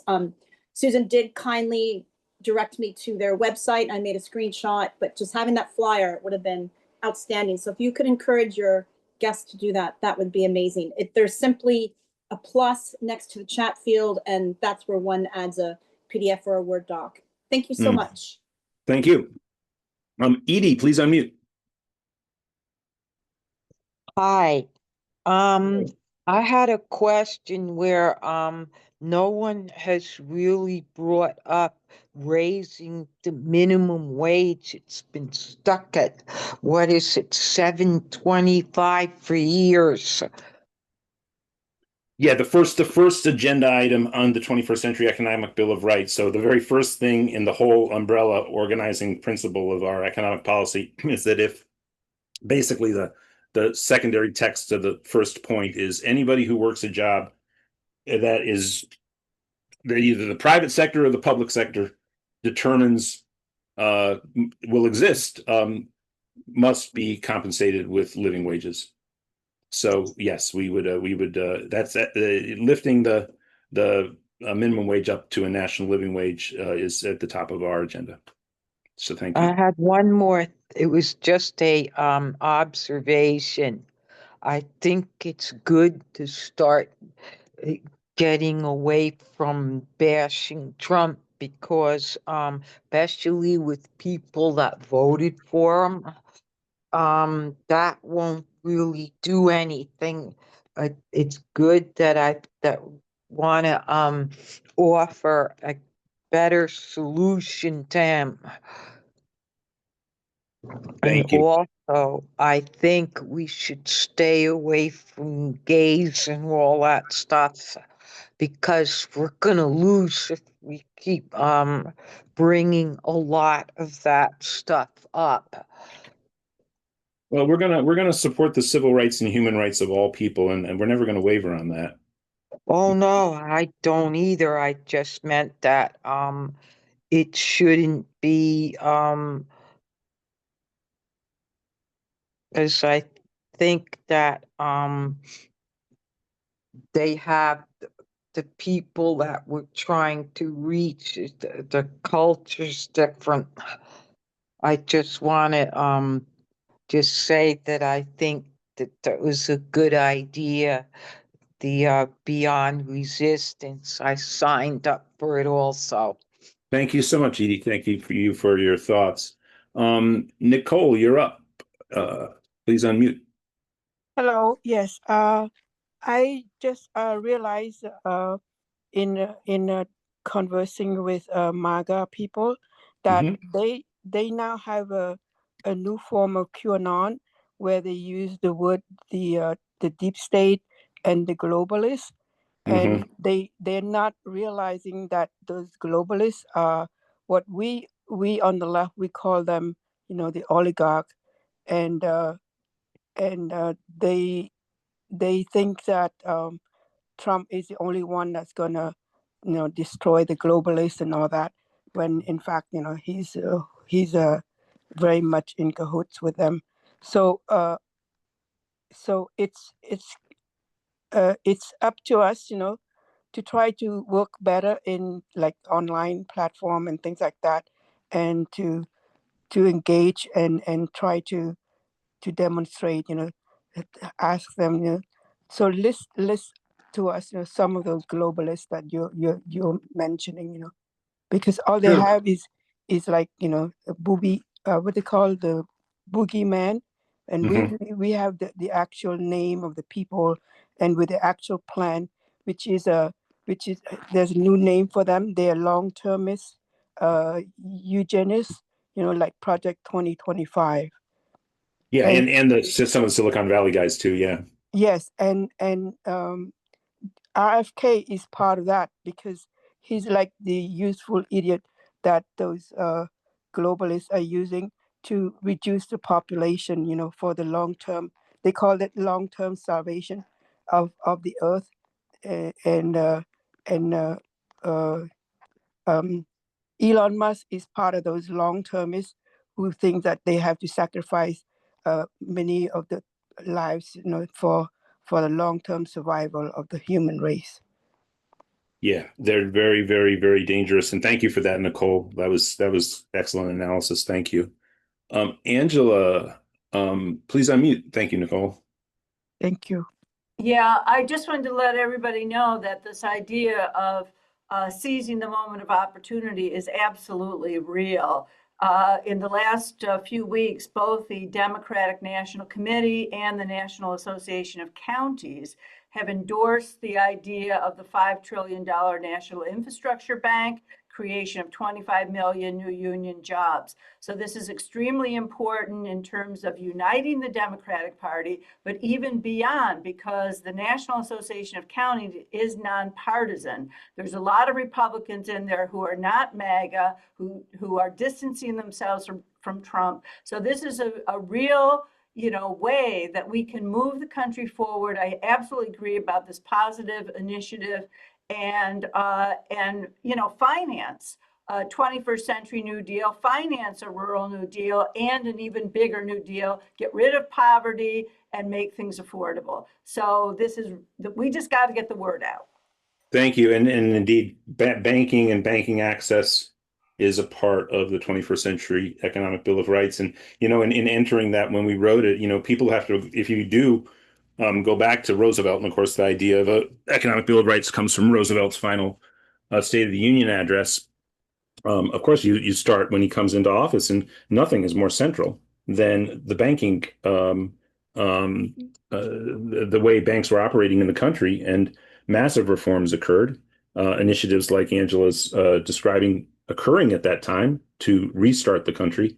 And again, as the son of a macroeconomist, it's been uncanny actually to go through the period from 2008 to about 2012, through Occupy, for instance, where, things like banking policy were spoken about by millions upon millions of Americans, and then to see it then fade away. And anybody who thinks it's any less central to the operation of our society than it was then, and it always has been, is mistaken. So thank you, Angela, for that.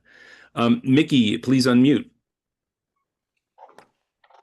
Hi, how are you? Happy birthday, Mike. Hello? Oh, yes, sir. Okay, I wasn't. Did you hear me?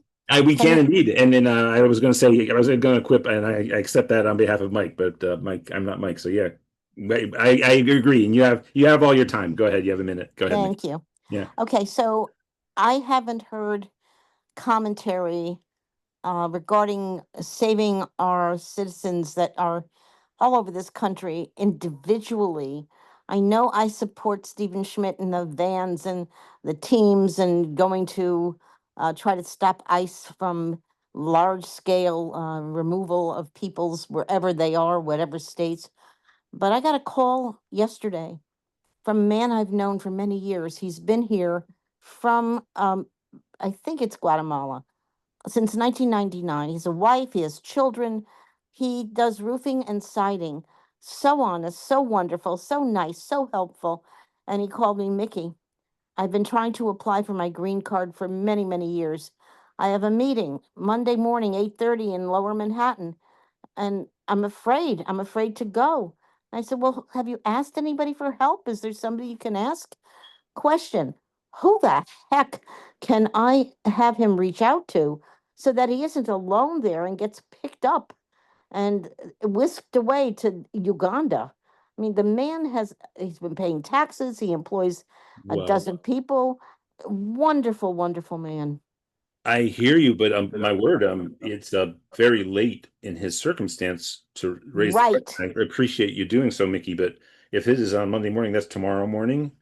I mean, right. I don't know. Certainly there are immigrant rights organizations in New York City that provide legal counsel. I would make sure that he calls them as soon as But he possible. doesn't know them as fast, and I don't know them either. Is there a way that somebody could email them to me or put them on the chat? Who or I mean, I know, what? I know the organizations in Los Angeles. I don't know them in New York City. I know them well in Los Angeles, but that Neither one do I I. don't know. So I I think, called I a just county tossed them into the chat, Maggie. thank you. toss it in. Oh, thank you very much. There we go. Immigrant rights hotline. And yeah, I mean, if he has to be somewhere Monday morning, he doesn't have a lot of time, and that's terrifying. So thank you for bringing it up, Mickey. But boy, hopefully he can reach somebody in the morning. Look, Neil's next on stack, but I'm going to jump across on the stack to somebody I was introduced to and spoke to this week, who I was extremely impressed by. And she has stepped up and is running for an open U.S. Senate seat in New Hampshire. So I want to just welcome Krishma Manzoor. How you doing, Krishma? Great to see you again. Thank you so much, Alan. Thank you. I appreciate it. I wanted to say thank you again, and thank you for the introduction, and also thank you for writing the Rural New Deal. You mentioned it, and I feel like I'm sort of informed, but I actually didn't know about it, and it's brilliant because there's so many people in New Hampshire who are suffering from closure of rural hospitals. It is a terrible situation. So thank you so much. And I want to put this on my platform.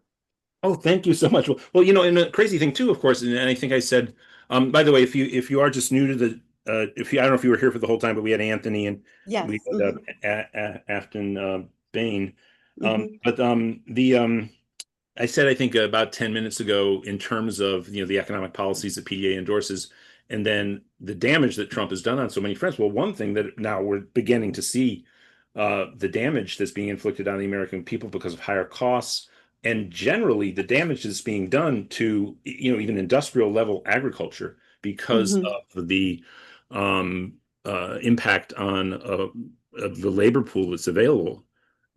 Is so, I mean, what that would mean for so many farms across the country, we don't know yet, but it could prove to be incredibly devastating. Look, we don't want to ever see exploited, underpaid labor, of course, but the reality is that labor costs have been very low in the recent American history, the phase of American history that we've been living through these past however many decades, maybe since NAFTA, and the change in that equation is going to throw what are very fragile balance sheets into disorder, and how much negative impact they could have. So I really think the Rural New Deal is going to have even more resonance going forward in the details inside of it. So, and of course, there may have to be some adjustments given the chaos that's being inflicted on all of the American economy by Trump. But thank you, Chris. And do you want just to let everybody know who you are and what you're doing? Oh, fantastic. Thank you so much. So I live in Exeter, New Hampshire. I'm a scientist. I'm like a very unusual person to run for a political seat, but I'm also a peace advocate and an environmentalist. And we need more scientists and engineers in the halls of Congress. No more lawyers, no more businessmen. Because scientists and engineers, we're not very political. We just tend to look at a problem and say, okay, let's look at the root cause and let's offer some solutions. And it is terribly embarrassing that excellent legislation, like there's some excellent legislation out there, and year after year, they don't get support. And I only started to learn about it when I got involved with the legislative action. Then I became extremely frustrated with both my senators and my Congress members. So we have to inform everyone, because it's not just enough to vote for a Democrat. I mean, we have to vote for the right Democrat. And anyways, so I am also on the board of New Hampshire Ranked Choice Voting, New Hampshire Peace Action, as well as New Hampshire Open Democracy Action, which is basically trying to get big money out of politics. So I'm coming from the field of science. I'm coming from the field of peace activism. I'm coming from the field of let's save our world, because our planet is literally and figuratively burning. So thank you to all of you for all your hard work. I have always been, attending the Sunday events, and I'm so excited that this time I can attend as a candidate. So thank you. Sure, and just so people know too, you've been involved in your state Democratic Party, Yes. involved in how that operates, and just so people know too, just to give the parameters of the race. Look, U.S. House of Representatives, one of the two Congress people from the state is a youngish rep named Chris Pappas. I met Chris. I had an engaging conversation with him. He's a very nice guy, but that does not change the very, very tangible and real facts that he has as conservative a voting record as any Democrat in Congress. And so he is, much of the political establishment is sort of approaching his candidacy as if he's anointed to fill this seat. And I don't think that his politics match up with where the people of New Hampshire are, or where the people of the country are right now in terms of such a conservative Democrat. And I think Krishma is her policy platform. People check out Krishma Manzoor online for U.S. Senate. And you'll see an exceptional policy platform. And I think it's much more in line with the people of New Hampshire really would want from their U.S. senator. This is a very important race because you elect a U.S. senator, and clearly Pappas is going to have a war chest and a lot of money, but it's an open seat, and people see it as an open seat. The difficulty of displacing incumbent U.S. senators is perhaps the greatest barrier we as progressives have towards transforming the Democratic Party into the party that its base wants it to be, which is a progressive party. And so this is a hugely important open seat election in New Hampshire. And I think Krishma is an excellent candidate. And we'll be hearing more from you as we go forward. Thank you, Krishma. Thank you very much. Thank you. Sure thing. Thank you. And Neil Penn, sorry, thank you for your patience, and please unmute. Absolutely. It was a pleasure to hear what Krishma had to say, and she clearly has an appreciative audience. Mike, you got what it takes. Happy birthday. A few weeks ago, when we were discussing reconfiguring districts in California, I had problems with my mic and was unable to speak. If it's not water under the bridge, can I address that briefly? Sure. Okay. For those of us who live or lived in California, we know that the governor, Newsom, is a two-faced opportunist. Even though he did this right, he has a track record of, because of his grandiosity, he introduced same-sex marriages at the time there was a presidential election, rather than waiting 2 weeks after the election, which caused reactivity among people sitting on the fence and conservative voters. He's not stupid. He knew damn well that if he had waited a couple of weeks, there wouldn't be this repercussion. Once, possibly twice, despite the supermajority of Democrats in California voting for a state Medicare for all, he vetoed it. In addition to that, Diablo Canyon, which is a nuclear power plant that's been both an economic and environmental disaster for years, he basically did nothing to close that sucker down. So while even though a broken clock is going to be right twice a day, he did right on redistricting to counter Texas. He's somebody to be wary of, and somebody who is incredibly opportunistic. Well, hey, thank you, Neil. I also want to thank you too for the work that you and other people did with U.S. Representative Val Hoyle. It's very impressive to see Val sign on to the Block the Bombs Act. And we'll be returning to that piece of legislation in the next week to 10 days with our liaison team. We're going to get some new people that we're going to focus on. So everybody should be aware that we may be reaching out to you as a PDA activist to contact. We're going to focus on a certain set of Democratic representatives to try to get them to sign on to that bill. It's gained a lot of members recently, and it's a real focus for the movement to try to end the catastrophe in Gaza. Thank you very much for that, Neil, and thank you for your thoughts on Gavin Newsom. Up next is Carly. Please unmute, Carly.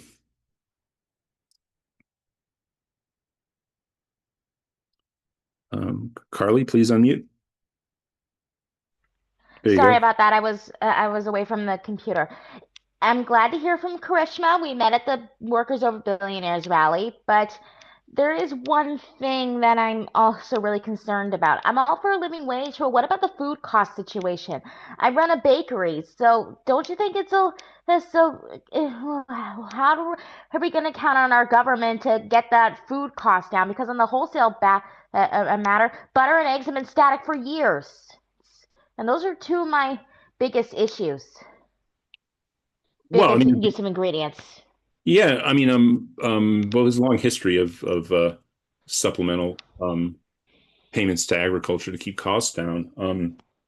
That's been pretty steady since the Roosevelt administration on some things, but there are various strategies for it, and I don't think that given the at the federal government level where that's taken place, generally the Democratic Party hasn't had any control over things, and things have come very fast and furiously from the Republicans. So I don't know that it's on people's radar screen, but I can imagine it is going to come up in the next few months, Carly, because I do think the cost of food items are going to, for reasons I just cited, probably be very turbulent and high. So yeah, food and for my line of work, the fall and winter seasons are really big. They are extremely busy. So you can understand why I need a reliable and affordable to source my butter, eggs, and whatnot, so that way I'm not treading water, as it were, or drowning for some people. Well, thank you, Carly. Yeah, we'll all be, I'm sure we're going to be forced to be attentive to those issues. So thank you for bringing them up. And again, there are many ways that progressives have addressed those in the past, and I think those instruments are things we're going to be highlighting. David Elliott, please unmute. Thank you, Carly. David, please unmute. There you go. I did. I'm wanting to propose that we find as many ways as possible to push the second economic Bill of Rights that Sanders pushed as the platform for the Democratic Party. I don't think it gets nearly enough attention, and I think that we need to have something to stand for. I agree with you 100%, but I'm biased, of course, but I certainly agree with you. I've co-authored a number of articles with Harvey J.K. on it, and we're even producing more writing on it now that'll come out in a little while. But I certainly agree from everything I can tell. And of course, this to some extent sounds like I'm tooting my own horn here, but you also clearly agree. And many people have said this to me too. But I don't think there's any framing of an economic policies that are presented by progressives that works better than a 21st century economic Bill of Rights framing. It's just something that captures the sort of totality of the message very succinctly, very clearly, and it seems to resonate with people. And there's polling done on it that's very positive. Thank you, David, for that. And Sharon, please unmute. Hello, thank you very much, Alan. Hi, everyone. And just two things quickly. I am a longtime environmental and peace educator, and I want to highly recommend a course called Introduction to Regenerative Economics, since we're talking about the economics for the future and hopefully the near future. Would it be okay to put a link to that in the chat? Oh, absolutely. Yeah. And the second thing, I have not been able to tune into the whole town hall today. And I'm wondering if Aftyn Behn, I went to her website and she does not have an issues page. She does have a bio on her press kit page, but I don't know anything about her in terms of peace, her position on ending wars, on the genocide in Gaza, and on the climate crisis. And I'm wondering if she spoke to that on this call, because I may have missed it. She did not speak to I think, okay, when she was on the town hall previously, she clearly made her sentiments known around Israel and Gaza, and they would harmonize with your perspective, I believe, and certainly PDA's perspective. And then on climate, she has made multiple references to her highlighting of the climate emergency as an issue that needs to be foregrounded.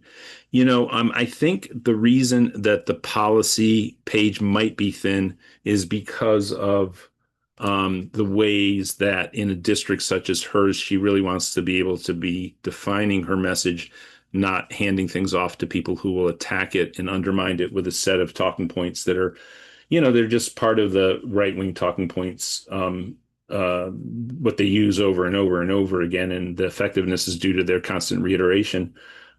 She filled out the PDA questionnaire, and it's pretty much about 100% in line with us. When she was on the call previously on the town hall about 6 weeks ago, she made clear how much her politics are in alignment with PDA. She, in particular, focused on issues of affordability and economics, but she clearly stated things about Israel and Gaza. I joked with her actually on the call about, how her coffers must be being filled with all that APEC money that's supporting her. Of course, that is not the case. It was a joke, but she actually, her feed then broke up at that moment, so that ended up not being something that she elaborated on. But yeah, no, she's in line with our policy on all those things. I don't know what to say about the website. These are decisions that campaigns make as to how much they're going to highlight particular issues. And I'm less experienced running in a district like that. I'm not sure why she's chosen that route, but if that's the case, that's what she's done. I don't think she's turning away from progressive issues as she articulates them on the campaign, though I don't know. I haven't been at campaign events with her or seen debates. Certainly on our calls, she's expressed what she's known to be and known as in Nashville, which is a very progressive politician. I believe she was state coordinator once upon a time for Our Revolution. Oh no, for originally I think it was, and then for Indivisible, I can't remember. But she's been involved in statewide organizing, and she's very supportive, very outspoken in her support for the two Black members of the Tennessee House who were expelled last year. She was one of the main voices in supporting them fully. So yeah, thank you for that, though. Terry Stewart, please unmute, and thank you, Sharon. Terry Stewart, please unmute. There you go. I was getting to the button and getting to my video.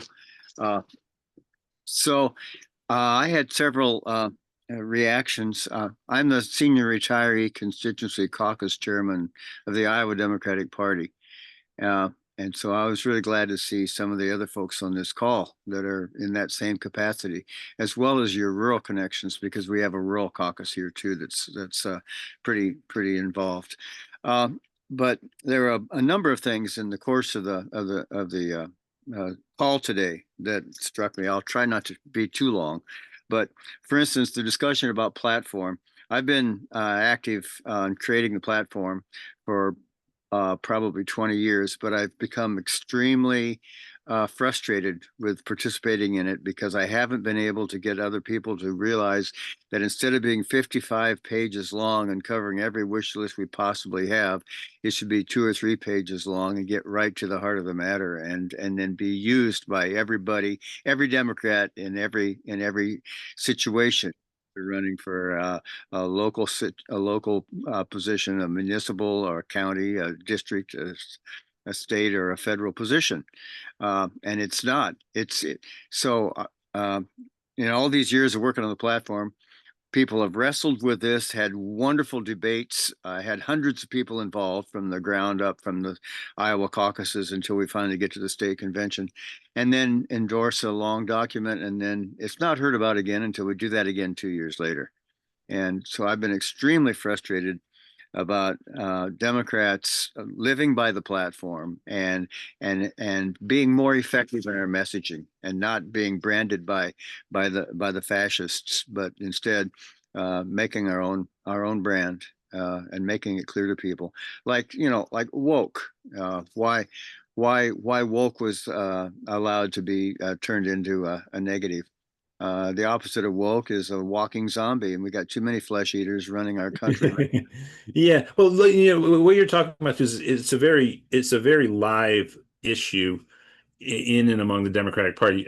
For what it's worth, in terms of what PDA's economic policy platform is, and our any particular motivation to try to get the Democratic Party to adopt it as a platform, that's up to some decisions either made in the future or not made in the future. We're simply putting forward PDA's positions, and I mean, the Democratic Party and its platform, and of course, we just had big debates, very emotional debates around resolutions and stuff at the party. It's not a parliamentary party. Members who are running as Democrats are not bound to the platform in the same way that you might be in a European parliamentary system and that party platform. And of course, that's sort of significant because if your party gets a majority and it has a platform, the sort of idea and the pact with the voters, you just implement the platform. That's the way it works in the parliamentary system, especially in a unicameral parliamentary system. So France would be different, but in England, it could operate that way.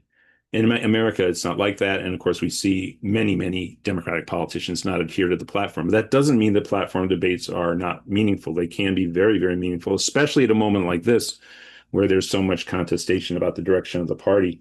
But PDA doesn't hasn't yet ever tried to really suggest that our position is what the party platform could be. It could come to that, but I think only if the progressive movement got stronger inside the ranks of the Democratic Party and stronger in terms of this. What's pretty clearly I do see it as a rather clear divide between what are understood as progressive Democrats and then where the mainstream, the sort of neoliberal centrist Democrats are. But thank you for that, and it's just very, very good feedback from Iowa. And looking forward to working with you on all stuff related to progressivism in Iowa and the whole country. Look, we are at the top of the hour. We're past it. And this is the point where I hand off to Mike Fox and Family Time and close down the recording. I'd love to from Don and Heidi and Nicole and Mimi. We heard from you before, so I would skip over you. But Heidi, Chuck, and we get to you eventually. But Heidi, Chuck, Don, Peter, I'd love to hear from all of you. But it's 2 straight hours of me doing this, and I'm probably going to put a bow and ribbon on this as Mike wants me to, and then we'll hand off to Mike for Family Time on his birthday. And Mike, does that sound good to you? Yep, we need to get this sucker wrapped. I still have work to do on my birthday. Let's make it happen. Woo. Hey, Donna. Solidarity to everybody. And I want to thank, of course, Aftyn Behn for joining us, progressive Democratic candidate in Tennessee's 7th District. And then, of course, I want to thank Anthony Flaccavento, and that Beyond Resistance launch event is on Wednesday at 7 p.m. Eastern, 4 p.m. Pacific. I'll be speaking there. And then so will Rokana and a whole bunch of other people. And so, yes, that's on Wednesday. And I want to thank Anthony Flaccavento for joining us. Big shout out to Mike Fox. Happy birthday, brother. Love you. Solidarity. And stay tuned. We're going to stick with Family Time here. And we'll be back next week with another PDA Town Hall.